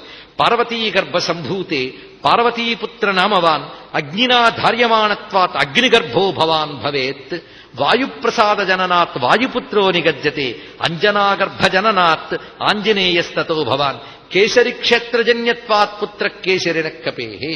కేసరి యొక్క క్షేత్రం అంజనాదేవి గనక కేసరి పుత్రుడు. ఇది ఆయనకిన్న పేర్లు. హను వజ్రప్రహారాధ్య హనుమానితి నామతే. మొత్తానికి ఇంకొక పేరుంది రండి హనుమంతుడికి. అసలు చాలా మందికి ఈ పేరు తెలియదు. ఆయనకి అసలు పేరు హనుమాన్, అంజనాదేవి పుత్రుడు గనక ఆంజనేయుడు. మూడవ పేరు త్రిమూర్తి. హనుమంతుడికున్న పేరు ఇది శాస్త్రం చెప్తుంది. త్రిమూర్తి అంటారు హనుమంతుడిని. త్రిమూర్తి అంటే బ్రహ్మ విష్ణు శివాంశత్వా త్రిమూర్తిరితి విశ్రుత. హనుమంతుడంటే బ్రహ్మ విష్ణు శివస్వరూపుడు, అంటే మొత్తంగా పరబ్రహ్మ రూపము. అందుకు ఉమాసంహిత అనే మంత్రశాస్త్ర గ్రంథం చెప్తున్నది ఆంజనేయం మహావీరం బ్రహ్మ విష్ణు శివాత్మకం బాలార్క సదృశాభాసం రామదూతం నమామ్యహం. ఆ మంత్రశాస్త్రాలు ఏవో చెప్తాయి కానీ రామాయణంలో లేదండి అన్నవాడు రామాయణం సరిగ్గా చదవలేదండి. సరిగ్గా సుందరకాండలో హనుమంతుల్లో ఉన్న బ్రహ్మ విష్ణు శివత్వం వర్ణిస్తాడు వాల్మీకి. అది ఎక్కడ వర్ణిస్తాడు కొంచెం సస్పెన్స్, రేపు మాపు విప్పుదాం, ఇప్పుడు చెప్పను. అన్నీ చెప్తే మీకు కుతూహలం ఉండద్దు. బ్రహ్మ విష్ణు శివాత్మకుడిగా వాల్మీకి స్పష్టం చేశాడు సుందరకాండలో. అప్పుడు చూద్దాం. మొత్తాన్ని త్రిమూర్తి అని హనుమంతుడికి పేరండి. ఇక్కడ చూడండి, ఇంత గొప్ప కథ స్వామివారి దగ్గర కనబడుతున్నది. అయితే ఈయన పుడుతూనే ఎలా ఉన్నాడు? చిత్రం ఏంటంటే ఎవరైనా పుట్టగానే ఎలాగో మామూలు శరీరంతో ఉంటారో తర్వాత వాళ్ళకి అలంకారాలు ఇవన్నీ వస్తాయి. కానీ పుట్టినప్పుడు హనుమంతుడు ఎలా ఉన్నాడో చూడండి. లలిత సౌదామిని తులిత దేహము వాని అరుణారుణంబుజాస్యంబు వాని రత్నకుండల భాసుర కపోలముల వాని రంగత్పిశంగ నేత్రముల వాని ఆజాను దీర్ఘవాహాదండముల వాని ధవళ యజ్ఞోపవీతముల వాని హార ప్రభా మనోహారి వక్షము వాని కమనీయ కర కంకణముల వాని మంజురుచి పుంజిగను హొన్ను ముంజివాని పసిమి కను పట్టు నును పట్టు పంచవాని వాసవధ్వజ బాలవల్లివాని అక్కుమారుని గని తల్లి ఆత్మనలరే. అంజనాదేవి ఎత్తుకున్న చిన్న ఆంజనేయ స్వామి ఎలా ఉన్నాడో వర్ణిస్తున్నారు ఉత్తర రామాయణంలో. చూడండి, ఆ చిన్న ఆంజనేయ స్వామి చక్కడ పట్టుపంచ కట్టుకున్నట్ట పుట్టుకతోనే ఆయనకి జంధ్యం ఉందిటండి. ఇక్కడ ఆంజనేయ స్వామి అవతారం ఇది. ఇక్కడ అంటే ఆ జన్మే వేరండి, ఆ జన్మే వేరు, హనుమంతుడి యొక్క జననమే వేరు. మొత్తం రామాయణంలో మానవాతీతమైన శక్తులు ప్రకటించిన ఏక స్వరూపం హనుమంతుడు మాత్రమే. ఇది ఒకటి తెలుసుకోండి. ఇక్కడ రాముడు అనుమానం లేదు సాక్షాత్ నారాయణుడే, కానీ నరుడుగా ప్రవర్తించాలి కనుక జాగ్రత్తగా ఏ మహిమ చూపించినా నరత్వంలోంచో చూపించాడు. కానీ ఈయనే ఉన్నట్టుండి ఒక్కసారి అంతవాడైపోతాడు, ఉన్నట్టుండి ఒక్కసారి ఇంతవాడైపోతాడు. మానవాతీతమైన అద్భుత శక్తులు ప్రకటించినది ఆంజనేయ స్వామి వారు. అంత చేస్తూ కూడా ఏమీ ఎరగనట్టు యోగిలాగా దేనికి అంటకుండా ఉండేది ఆంజనేయ స్వామి వారే. రెండు కోణాలు చూడాలి. నిజానికి భాగవతంలో కృష్ణుడు, రామాయణంలో హనుమంతుడు, వీరిద్దరిది ఒకటి తత్వం గుర్తుపెట్టుకోండి. ఆ కృష్ణ పరమాత్మ ఎన్ని అద్భుతాలు చేస్తాడు, ఏమీ ఎరగనట్టు దేనికి అంటకుండా యోగిలా ఉంటాడు, ఏది తన కోసం చేసుకోడు. కృష్ణుడు ఒక్కటి తన కోసం చేసుకుని చూపించండి, ఒక్కట్లేదు ఆయన చేసి. అలాగే రామాయణంలో తన కోసం ఒక్క పని చేసుకుని వాడు హనుమంతుడు మాత్రమే. గుర్తుపెట్టుకోండి, ఇక్కడ వాళ్ళిద్దరూ ఒకటే. అందుకే కృష్ణ పరమాత్మ ఎంత యోగేశ్వరేశ్వరుడు పరిపూర్ణుడో అంత యోగేశ్వరేశ్వరుడు పరిపూర్ణుడు ఆంజనేయ స్వామి వారు. అందుకే ఒక వ్యక్తిత్వాన్ని పరిశీలించాలంటే ఎలాంటి చూపు ఉండాలి, ఎలాంటి దృక్కోణం ఉండాలో మీరు ఆలోచించండి. ఇక్కడ అందుకే ఆంజనేయ స్వామి జనన గాథ ఎంత రమ్యంగా ఉన్నదో ఇక్కడ పరాశర సంహిత అంత అందంగా వర్ణించింది, వాల్మీకి రామాయణం అంత అందంగా వర్ణించింది. రామాయణంలో వాల్మీకి వర్ణించిన దాన్ని మన తెలుగు ఉత్తర రామాయణంలో కంకటి పాపరాజు గారు ఇంత చక్కటి పద్యంలో మనకు అందించారు. ఎంత అందంగా ఉన్నాడు స్వామివారు, చూసారా? బాల హనుమంతుడు ఎంత సొగసులుగా ఉన్నాడు. ఆ తల్లి మురిసిపోయింది. పైగా ఎంత అందంగా పుట్టాడంటే ఇక్కడ వాల్మీకి 2-3 రహస్యాలు మాట్లాడతాడండి. శిశుం శరవణే యథా అని ఒక మాట అంటాడు వాల్మీకి. అద్భుతం. శరవణంలో పిల్లవాడు పుట్టినట్టు పుట్టాడు అన్నాడు ఇక్కడ. ఇది మాట. శరవణంలో పుట్టాడంటే శరవణ భవుడు ఎవరు? అది అక్కడుంది రహస్యం. నేను పరమేశ్వరుడు ఒక మాట నిన్న మనకు స్ఫురింపజేశాడు, మనం చెప్పుకున్నాం. ఏమిటని? హనుమంతుడు సర్వదేవతా సమన్వయం ఉన్నది చూడడం ప్రధానం అని చెప్పుకున్నాం. ఇక్కడ చిట్ట చివరకు ఒక మాట హనుమంతుడు మన చేత పలికించాడు. ఏమని? సుబ్రహ్మణ్యుడు, ఆంజనేయ స్వామి ప్రత్యక్ష దేవతలు అని ఒక మాట వచ్చింది. జాగ్రత్తగా పట్టుకోవాల్సిన అంశం ఇది. పైగా సరిగ్గా శివతేజస్సు పార్వతీ గర్భంలోకి వెళ్ళడం, అగ్నిలోకి వెళ్ళడం, వాయువులోకి వెళ్ళడం, క్రమంగా షట్కృతికుల్లోకి శరవణంలోకి వెళ్ళడం, పుట్టడం. పుడుతూనే మహా తేజస్వరూపుడుగా వచ్చాడు సుబ్రహ్మణ్యుడు. వచ్చినవాడు మొత్తం రాక్షసుల్ని గడగడలాడించిన మహానుభావుడు ఆయన. అలాగే ఈయన వచ్చాడు చూడండి ఇక్కడ. అందుకు శిశుం శరవణే యథా అనే మాటతో వాల్మీకి సూచించారు ఇక్కడ. అందుకే శరవణ భవతత్వం, శివత్వం అందులో చూపిస్తున్నాడు, రుద్రశక్తి ప్రకటిస్తున్నాడు. మరొకటి హనుమంతుడికి ఆంజనేయుడికి ఉన్న లక్షణం కూడా ఒకటి తెలుసుకోవాలి మీరు ఇక్కడ. హనుమంతుడికి గణపతికి ఉన్న సమన్వయం, ఇది ఒక రహస్యములు. అందుకు ఒక దేవతాతత్వాన్ని పరిశీలించినప్పుడు దేవతలంటే ఏమిటో తెలియాలి. ఒక దేవత యొక్క శక్తి మరొక దేవతలో కలబోసినప్పుడు ఈ దేవతను ఆరాధించడం వల్ల ఆ దేవతారాధన ఫలం దక్కుతుంది. ఇది తెలుసుకోవాల్సింది. ఇవన్నీ రహస్యములు. ఈ రహస్యాలు ఎవరికి తెలుస్తాయి? ఉపాసించిన వాడికి తెలుస్తాయి, పుస్తకాలు చదివితే తెలియవు ఇక్కడ. అలా ఉపాసించిన ఒక మహాత్ముడు త్యాగరాజస్వామి వారు. ఆయన గణపతికి స్తుతిస్తూ ఒక మాట అంటారు. శ్రీగణనాథం భజామ్యహం శ్రీకరం చింతితార్థ ఫలదం అని ఒక కీర్తన రచించారు త్యాగరాజుల వారు. రచిస్తూ చాలా ప్రసిద్ధి చెందిన కీర్తనే. అందులో మాట అంటాడు, ఆంజనేయావతారం గుణాకరం కుంజరముఖం త్యాగరాజ వందితం శ్రీ గణనాథం భజామ్యహం అన్నారు. గణపతిని ఆంజనేయావతారం అన్నారు. ఆయన కూడా గణపతికి ఆయన తొండం ఇంత తోక అంతే తేడా, కానీ ఇద్దరు కూడా బలం గాన ప్రతాపం గాని రెండు ఒకటే. ఇది ఉపాసనా మర్మం. ఇది తెలియాలి అంటే మీకు ఇప్పటికి కూడా మద్రాసులో అడయార్ అనే ప్రాంతంలో మధ్య కైలాష్ అని ఒక శివాలయం ఉంది. అక్కడ ఒక పంచలోహ విగ్రహం పెద్దది ఉంటుంది, చిన్నది కాదు పెద్దది. దానికి ఒక ప్రత్యేక మందిరం కట్టారు, ప్రత్యేక భవనం అది. అది శివపంచాయతన మందిరం. అందులో ఒక ప్రత్యేక మందిరం ఉందండి. ఆ మందిరంలో ఆ పంచలోహ విగ్రహం ఒకటి ఉన్నది. దానికి అభిషేకము పూజ అన్నీ చేస్తూ ఉంటారు. ఆ విగ్రహం పేరు ఆద్యంత ప్రభు. ఏమిటా విగ్రహం చూస్తే సగం హనుమంతుడు సగం గణపతి. అది దాని యొక్క స్వరూపం. ఆశ్చర్యకరమైన అంశం ఇక్కడ. అందుకు గణపతి సుబ్రహ్మణ్యుడు ఈ రెండూ కూడాను శివతత్వమే కదా, శివపార్వతుల తత్వం కదా. ఆ రెండు తత్వములు హనుమంతుల్లో కనబడుతుంటాయి. ఎలాగైతే ఒక కార్యానికి విఘ్నం కలిగినప్పుడు ఎలాగ మనం దాటుతామంటే గణపతి అవలీలగా విఘ్నాన్ని తొలగించి సిద్ధినిస్తాడో, అదేవిధంగా కార్యమునికి విఘ్నమును తొలగించి సిద్ధినిచ్చే కార్యసిద్ధి ప్రదాత హనుమంతుడు. ఆయన విఘ్నం తొలగించాడే లేదా గమనించుకోవాల్సిన తత్వం అది. అంతేకాదు గణపతికి క్షిప్ర గణపతి అని ఒక పేరున్నది. ఇవన్నీ పరస్పర సమన్వయాలు. ఈ సమన్వయం తెలిస్తే ఒక్కడ అర్థమవుతుంది. హిందూ మతం అనేకం చెప్పినా ఏకమే దాని హృదయం అని అర్థమవుతున్నది. ఏకమే దాని హృదయం. ఏకత్వాన్ని అనేకంగా మనం దర్శిస్తున్నాం. అదే దీని యొక్క గొప్పతనం స్పష్టమవుతున్నది. ఇక్కడ పరిశీలించండి. క్షిప్ర గణపతి దేవుడు ఒక మంత్రం ఉంది మనకి, గణపతి మంత్రం. క్షిప్ర అంటే వెంటనే అని అర్థం. క్షిప్ర గణపతిని వెంటనే అనుగ్రహిస్తాట. ఎంతవరకయ్యా ఆలస్యం అంటే ఆయన దండం పెట్టడం వరకే ఆలస్యం అంట. ఆయన దండం పెట్టేమా విఘ్నాలు విపత్తులు క్షణంలో తీసేస్తాట. అందుకే క్షిప్ర గణపతి అని ఆయనకి పేరు. అలాగే సీతమ్మ కష్టాలు ఎంతవరకు అంటే హనుమంతుడిని చూసేవరకే, ఆ తర్వాత సీతమ్మ కష్టాలు లేవు. ఈ మాట సరిగ్గా రామాయణం చదవండి, సుందరకాండ. నేను అనడం కాదు, అదే రామాయణంలో పట్టుకోగలగాలి. నిన్న సుందరకాండలో దక్షిణామూర్తి హనుమంతుడిని ఎలా రుజువు చేసుకున్నాం? వచ్చిందా లేదా? నేను చెప్పలేదు, వాల్మీకే చెప్పాడు. తీశాను అంతే, నేను చేసిన పనంతా. అదే విధంగా మీకు క్షిప్రాంజనేయ స్వామిని చూపిస్తున్నాం. ఎందరు ఆంజనేయుళ్ళు వచ్చారో మీరు నాకు చెప్పాలి, నేను మీకు చెప్పడం కాదు. ఇప్పటికీ అభయాంజనేయుడు, ఆనందాంజనేయుడు ఇద్దరు వచ్చారా లేదా? హనుమంతుడు మీరు ఎక్కడ పరిశీలించండి, హనుమంతుడు వచ్చే వరకే భయం, ఆయన వస్తే భయం పోతుంది, శోకం పోతుంది. రెండును. హనుమంతుడు వచ్చాడు, శోకం పోగొట్టాడు. ఎందరు శోకం పోగొట్టాడు అంటే హనుమంతుడు అంటేనే సంకటమోచన్ అన్నారు తులసీదాస్. సంకటం అంటే కష్టం, భరించలేని కష్టాన్ని సంకష్టము అంటారు. అది సంకటము అని కూడా అంటారు. అలాంటి సంకటాన్ని తీసేస్తాట. అందుకే సంకటమోచనుడు, శోకనాశకుడు, ఆనందప్రదాత. ఇప్పుడు క్షిప్రస్వరూపుడు. అందుకే సీతమ్మతో అంటాడు, అమ్మా దుఃఖపడకమ్మా, క్షిప్రం ద్రక్ష్యసి రాఘవం. ఎన్ని మార్లు వస్తుందో చూడండి ఇక్కడ మీరు. సుందరకాండలో పలుమార్లు వస్తుంది క్షిప్రం అనే మాట. అమ్మ బాధపడకు, క్షిప్రమేష్యతి రాఘవ. మరో మాట, రాముడు తొందరగా వస్తాడమ్మా, నువ్వు తొందరగా రాముడిని చూస్తావు. క్షిప్రం, వెంటనే వెంటనే. ఎన్ని మార్లు అంటాడండి ఆంజనేయ స్వామి వారు. ఇన్ని మార్లు క్షిప్రం అంటే అర్థం ఏంటి?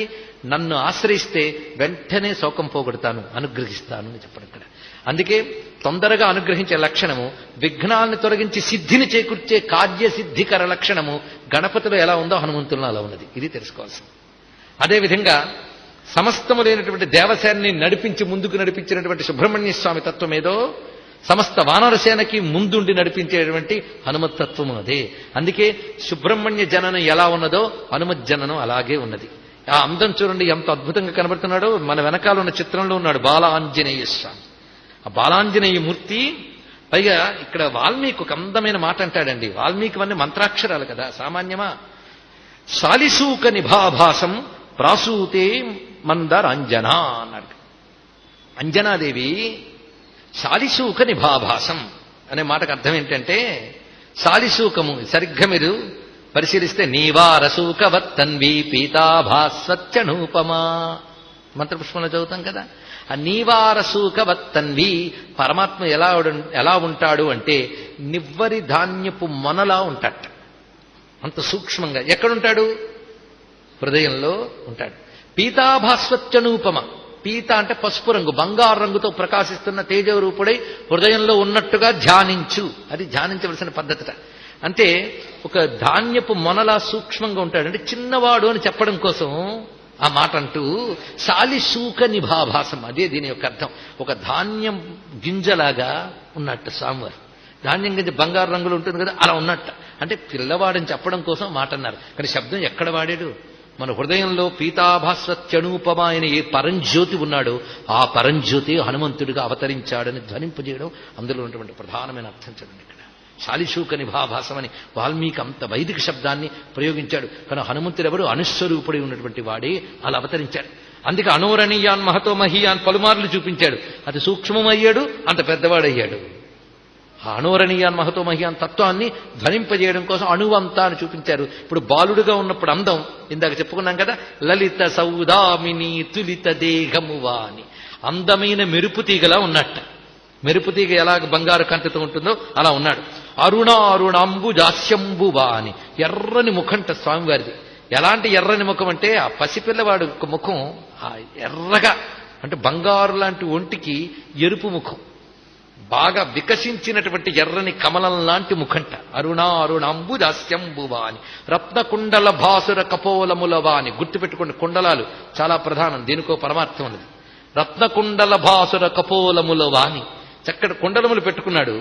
దాని కాంతి బుగ్గల్లో ప్రతిఫలిస్తుందట. అంటే ఇది సద్యోగర్భంగా వచ్చాడు స్వామివారి, సామాన్యం కాదు. అక్కడ ఆ వచ్చిన తేజస్వరూపం అలా గోచరిస్తుంది. రంగత్పిశంగ నేత్రములవా అని. ఎర్రని కళ్ళతో ఉన్నాడు. ఆజాను దీర్ఘ బాహాదండములవాని. చిన్నవాడైనా పొడగరితనం ఉన్నదానికి, అందుకే మంచి చేతులు. ధవళ యజ్ఞోపవీతంబువా అని. హారి ప్రభామనోహారి వక్షమువా అని. హారాలతో ప్రకాశిస్తున్న వక్షస్థలం కమనీయ కరకంకణములవా అని. మంజురుచి పుంజుగను హొన్ను ముంజివాని. ముంజగడ్డితో చేసినటువంటి సూత్రం కట్టుకున్నట్ట మహానుభావుడు. పసిమి కనుపట్టు నునుపట్టు పంచెవాని, మంచి పట్టు పీతాంబరం ధరించాడు. వాసవధ్వజ నిభ వాలవల్లి వాని, ఇంద్రధనుస్సు లాంటి తోకట, ఇంత అద్భుతమైన బాలగాత్రం, ఇంద్రధనుస్సు లాంటి తోకతో ఆ కుమారుని కని తల్లి ఆత్మనలరే. అబ్బా అని మురిసిపోయిందిట అలాంటి పిల్లాడిని చూసి. పైగా మరి అలా పుట్టినవాడికి ఆకలేసిందిట. తల్లి ముద్దు పెట్టుకుని అలరి చెక్కు నొక్కి అక్కున చేర్చి ముద్దాడి, అక్కున చేర్చి ముద్దాడి నీకు ఫలములు ఆరగింపవలసినన్ని తెత్తు వాపోవకుండు ఓ నాయన్నా అనుచు తల్లి అడవి కరిగే అని వర్ణించారు ఇక్కడ. ఆ పిల్లవాడిని అలా ఒళ్ళో పెట్టుకున్నదిట. అందుకు అంజని పుత్ర అనగానే ఇది రావాలి. ఇప్పుడు పవనసుత ఎందుకు వచ్చిందో తెలిసిపోయింది కదా, అంజని పుత్ర పవనసుత. ఇక్కడ మరొక్క అర్థాన్ని మనం ఇక్కడ చెప్పుకుంటున్నాం. ఆంజనేయుడనే మాటకి అంజనీ పుత్రుడని కాకుండా మరొక మంత్రార్థం ఉన్నది, అది చెప్పుకోవాలి. ఆంజనేయదేవి పుత్రుడా అన్నంత మాత్రాన మంత్రం అయిపోదు, దానిలో ఏదో విశేషం ఉండాలి. నేను హనుమాన్కి ఎలాగైతే చెప్పుకున్నామో ఇప్పుడు ఆంజనేయుకి గమనిద్దాం. ఇక్కడ వేదముల్లో కొన్ని మంత్రభాగములకి అంజ అనే శబ్దము, అంజన అనే శబ్దము ఉన్నది. కనుకనే ఆంజనేయుడు అంటే వేదస్వరూపుడు. ఇక్కడ అంజనం అంటే కొంచెం ఆలోచించండి. అంజనం అంటే సాధారణంగా కాటుక అని అంటాం, కానీ అన్ని కాటుకలకి అంజనం అనం.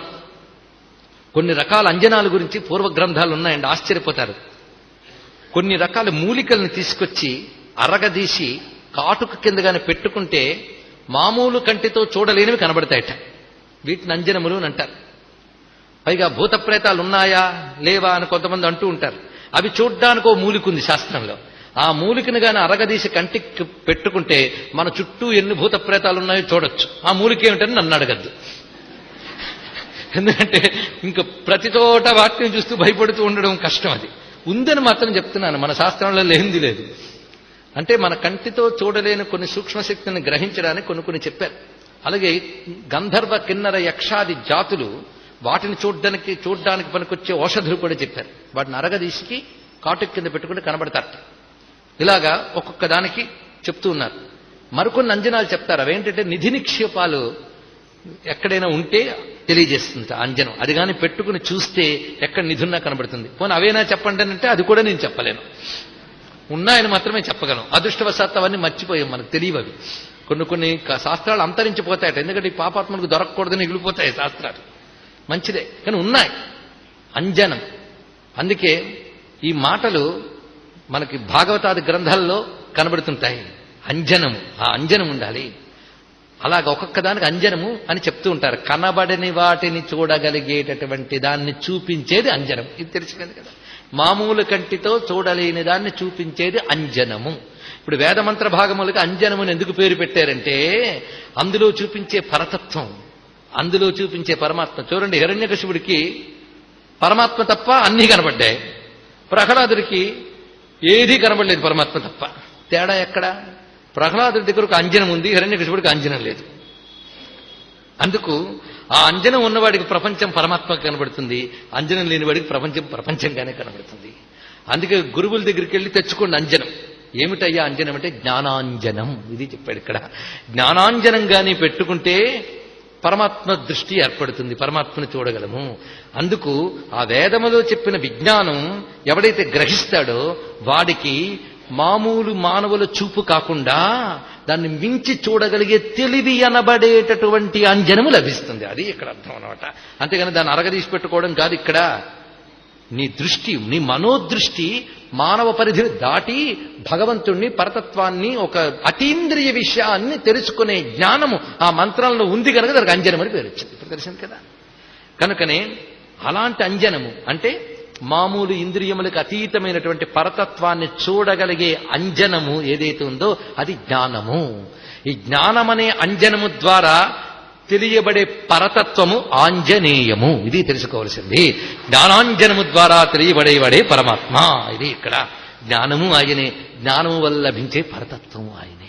అందుకే అంజనాదేవికి పుట్టినవాడనే కాకుండా అంజనమనబడే జ్ఞానము వల్ల లభించే పరతత్వము గనక ఆయన ఆంజనేయుడు.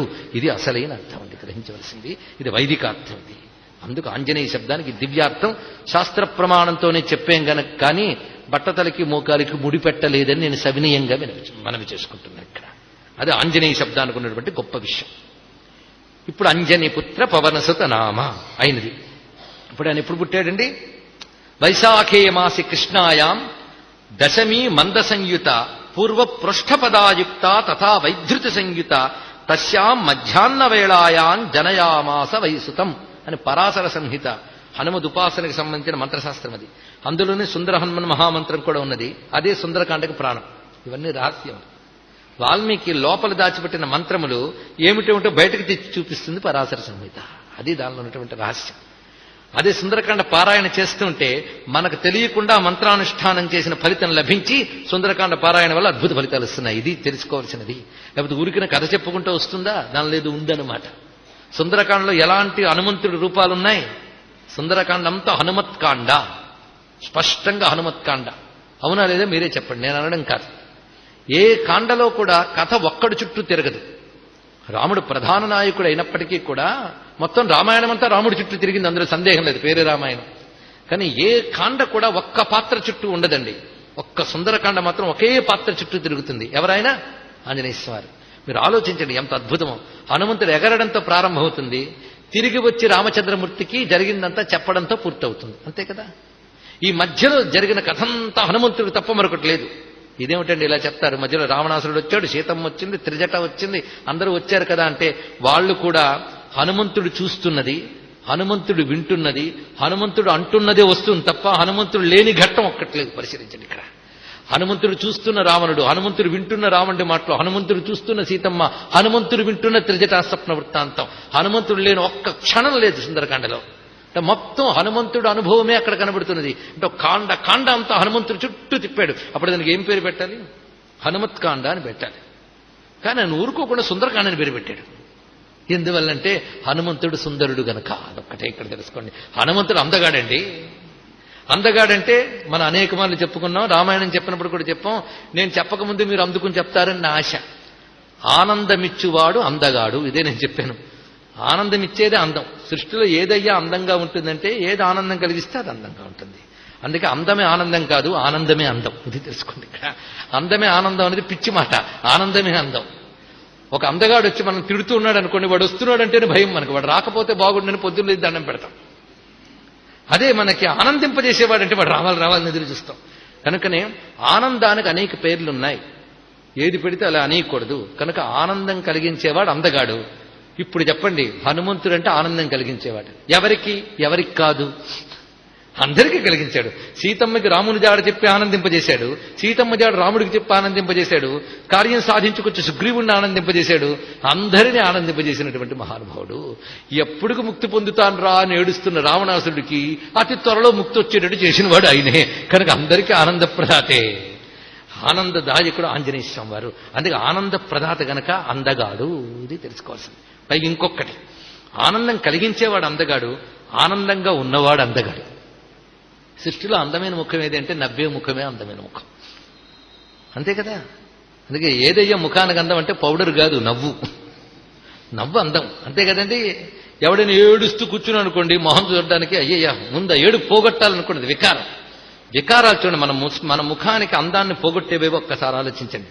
పొగర్మోత్తనం, అహంకారం, క్రోధం, శోకం, ఇవన్నీ వికారాలు. ఇవి ముఖంలో ఉన్న అందాన్ని చెడగొడతాయి. ఎప్పుడు ఎవడైతే కోపంగా ఉంటాడో వాడు పొరపాటు ఎప్పుడు ప్రసన్నంగా ఉన్నవాడు ముఖం బాగోదు. ఎందుకంటే అలవాటైపోయింది. ముఖంలో కండరాలు, ఇందులో ఉన్న రక్త ప్రవాహం, ఈ నరాలు ఆ కోపపు ప్రకంపనలకు అలవాటైపోయి అందులో మార్పులు వచ్చేస్తాయి. చూడండి. అందుకే కోపా దుర్గుణాలను ఎక్కువ ఎంటర్టైన్ చేయొద్దు. ముఖం అంతా వికారం అయిపోతుంది. అవునా లేదా? అదే నవ్వుతూ ఉంటే ఎంతో అందంగా ఉంటుంది. హనుమంతుడు రాగానే అందరూ అందగాళ్ళు అయిపోయారండి. శోకిస్తున్న సీతమ్మ నవ్వింది, బాధపడుతున్న ఆ రామచంద్రమూర్తి నవ్వాడు. అందరినీ అందంగా మార్చేశాడు ఆయన ఇక్కడ. అందుకే సుందరకాండలో అందరూ అందగాళ్లే అన్నారు. సుందరే సుందరో రామ, సుందరే సుందరి సీత. మరి అందరూ అందగాళ్లే. అంతకుముందు అందగాళ్ళు కారా? ఇక్కడే అందగాళ్ళయ్యారట. ఎందుకంటే వాళ్ళ దుఃఖాలు పోయి ఆనందం పొందిన కాండ పేరు సుందరకాండ. అది ఇక్కడ చెప్పాడు. అందుకే దుఃఖం పోయి ఆనందం కలిగినప్పుడు వచ్చే ఆ సుందరం ఏదో ఏ కాండలో ఉందో అది సుందరకాండ. అందుకే సుందరకాండ పారాయణ చేస్తే దుఃఖం పోయి ఆనందం కలుగుతుంది. ఎందుకంటే అందరికీ అదే కలిగింది కనుక. అది ఇక్కడ తెలుసుకోవాల్సింది. ఇంకొక రహస్యం అన్నది, సుందరము అంటే నష్టద్రవ్యస్య లాభోహి సుందర పరికీర్తిత. పోయిన వస్తువు తిరిగి దొరికితే కలిగే ఆనందానికి సుందరమని పేరు. ఇది తెలియక మనం ఆనందం అన్నదానికి రకరకాల అవస్థలు బట్టి రకరకాల పేర్లున్నాయండి. హర్షం, సంతోషం, ఆమోదం, ప్రమోదం, సమ్మోదం, సుందరం. సుందరం అనేది ఆనందానికి పేరు. ఏ ఆనందాన్ని సుందరం అనాలండి అంటే శాస్త్రం చెప్తున్నది, పోయిన వస్తువు తిరిగి దొరికితే కలిగే ఆనందానికి సుందరమని పేరు. ఇది తెలుసుకోవాల్సింది. కొత్త వస్తువు వచ్చే కలిగే ఆనందం కంటే మనకెంతో ప్రియమైన వస్తువు పోయింది, ఎక్కడుందో తెలియదు, అది కనబడితే కలిగే ఆనందం జీవితంలో ఎప్పుడు అనుభవించుంటాం కదా. ఆ ఆనందం ముందు ఏ కొత్త వస్తువు దొరికినప్పుడు కలిగే ఆనందం కూడా సరిపోదండి. ఆ ఆనందానికి సుందరమని పేర్ట.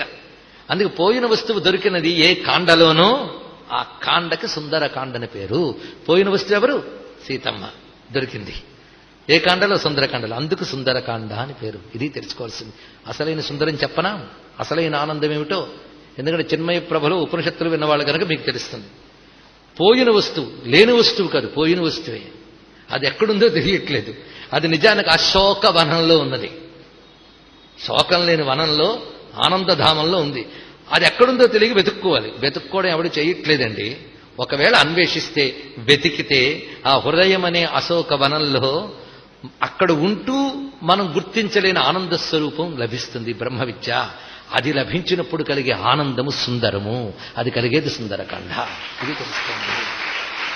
ఆత్మవస్తు ప్రాప్తే సుందరము, అది సుందరకాండ.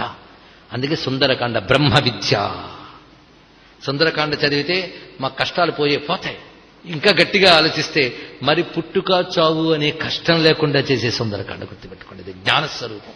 సూచనగా అందించాను, గ్రహించే వాళ్ళు గ్రహిస్తారు మొత్తానికి. అది సుందరకాండ. కనుక సుందరుడు ఎవరు? ఆంజనేయ స్వామి. అందరికీ ఆనందం కలిగించిన వాడు. అదే హనుమంతుడికి సుందరుడిని పేరు. నేను అన్నాడుగా శివుడు, సుందర శుభగ శ్రీమాన్ హనుమాన్ మారుతాత్మజ. నేను సుందరుడైన హనుమంతుడుగా అవతరిస్తాను అన్నాడు. కానీ హనుమంతుడు అంటే అందరికీ ఆనందం కలిగించిన అందగాడు. రామాయణానికి అందాన్నిచ్చిన మేటి అందగాడు. అందానికి అందం ఆంజనేయ స్వామి. అందుకు సుందరకాండ. సుందరుడు హనుమంతుడు. ఆయన హనుమాన్ అని ఆంజనేయ అని పేరు. ఈయన పుట్టింది వైశాఖ కృష్ణ దశమి అని మనకు పరాశర సంహిత చెప్తుంది. శనివారం. ఇక్కడ ఒక చిత్రమైన అంశం ఏంటంటే, ఆ వారం పుట్టేరు అని చెప్పడంలో ఉద్దేశం ఏంటంటే, ఆ వారంగా నా దేవతను ఆరాధన చేస్తే ఆ వారానికి ఎవరు అధిపతో ఆ గ్రహ దోషాలు పోతాయి. ఇది తెలుసుకోవాల్సింది. అందుకే కొన్ని పురాణాలు మంగళవారం అని చెప్పేంటే అర్థం ఏంటంటే, మంగళవారం నాడు ఉపాసన చేసినట్లయితే కుజ సంబంధమైన దోషములు పోతాయి. కుజదోషం పోగొట్టుకునే వాళ్ళు ఇద్దరున్నారు శాస్త్రంలో.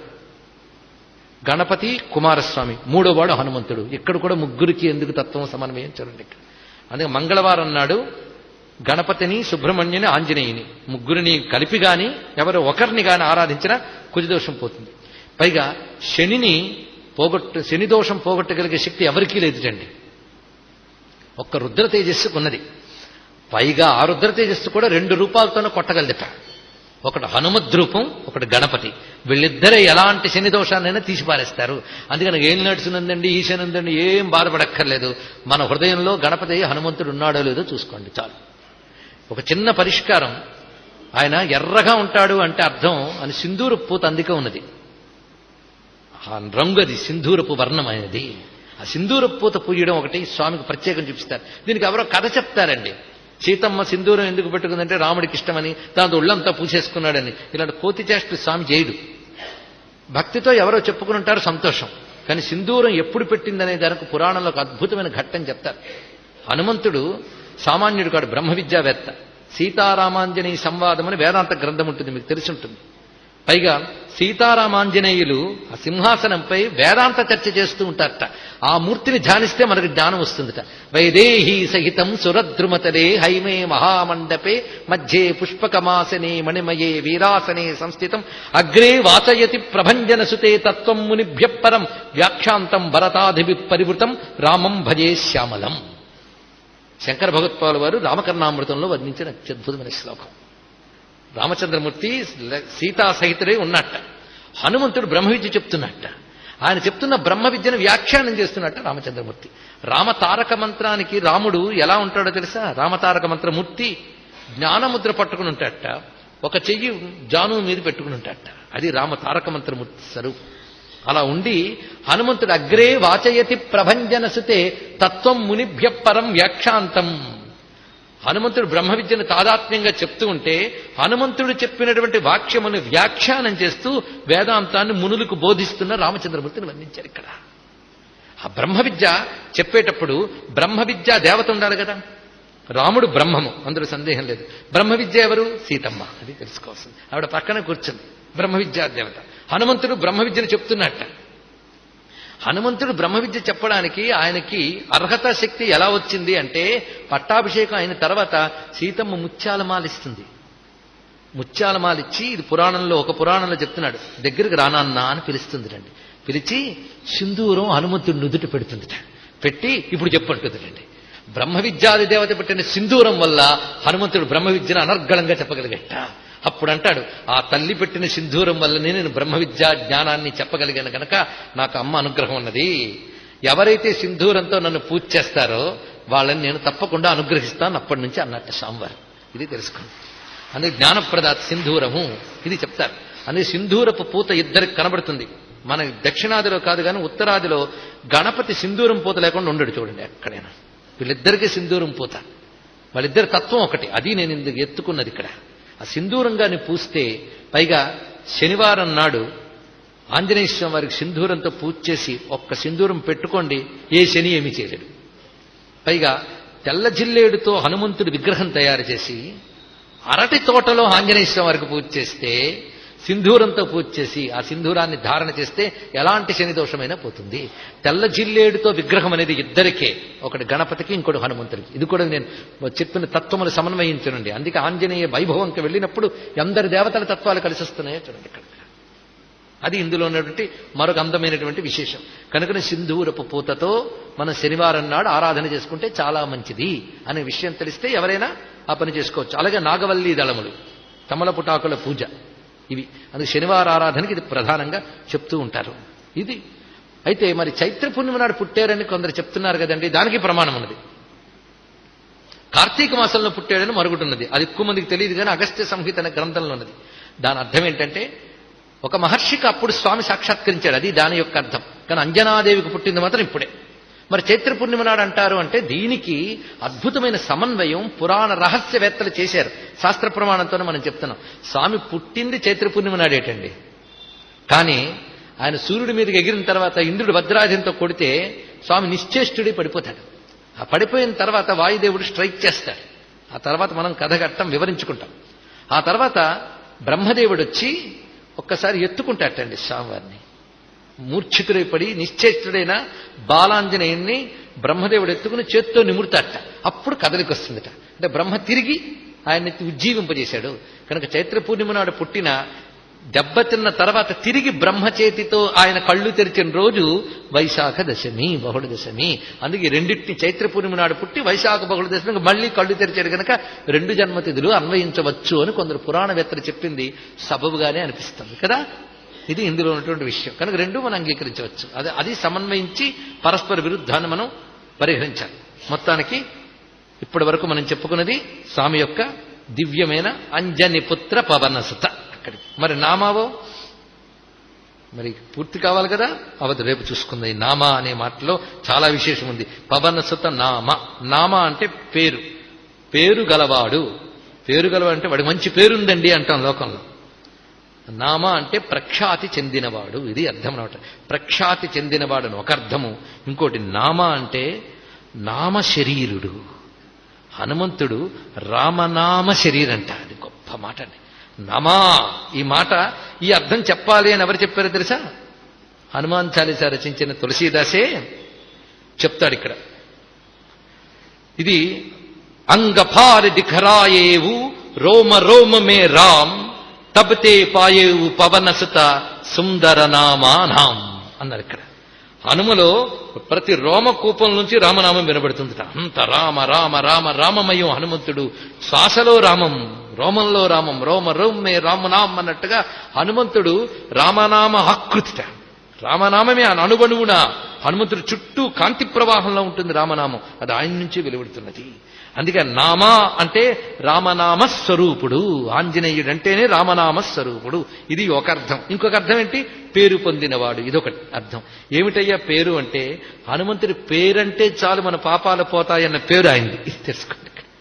ఆయన ప్రఖ్యాతి ఎంత గొప్పదయ్యా అంటే ఆయన పేరంటే చాలు బాగుపడతాంట. అందుకే శాస్త్రం చెప్తున్నది పవిత్రం హనుమన్నామ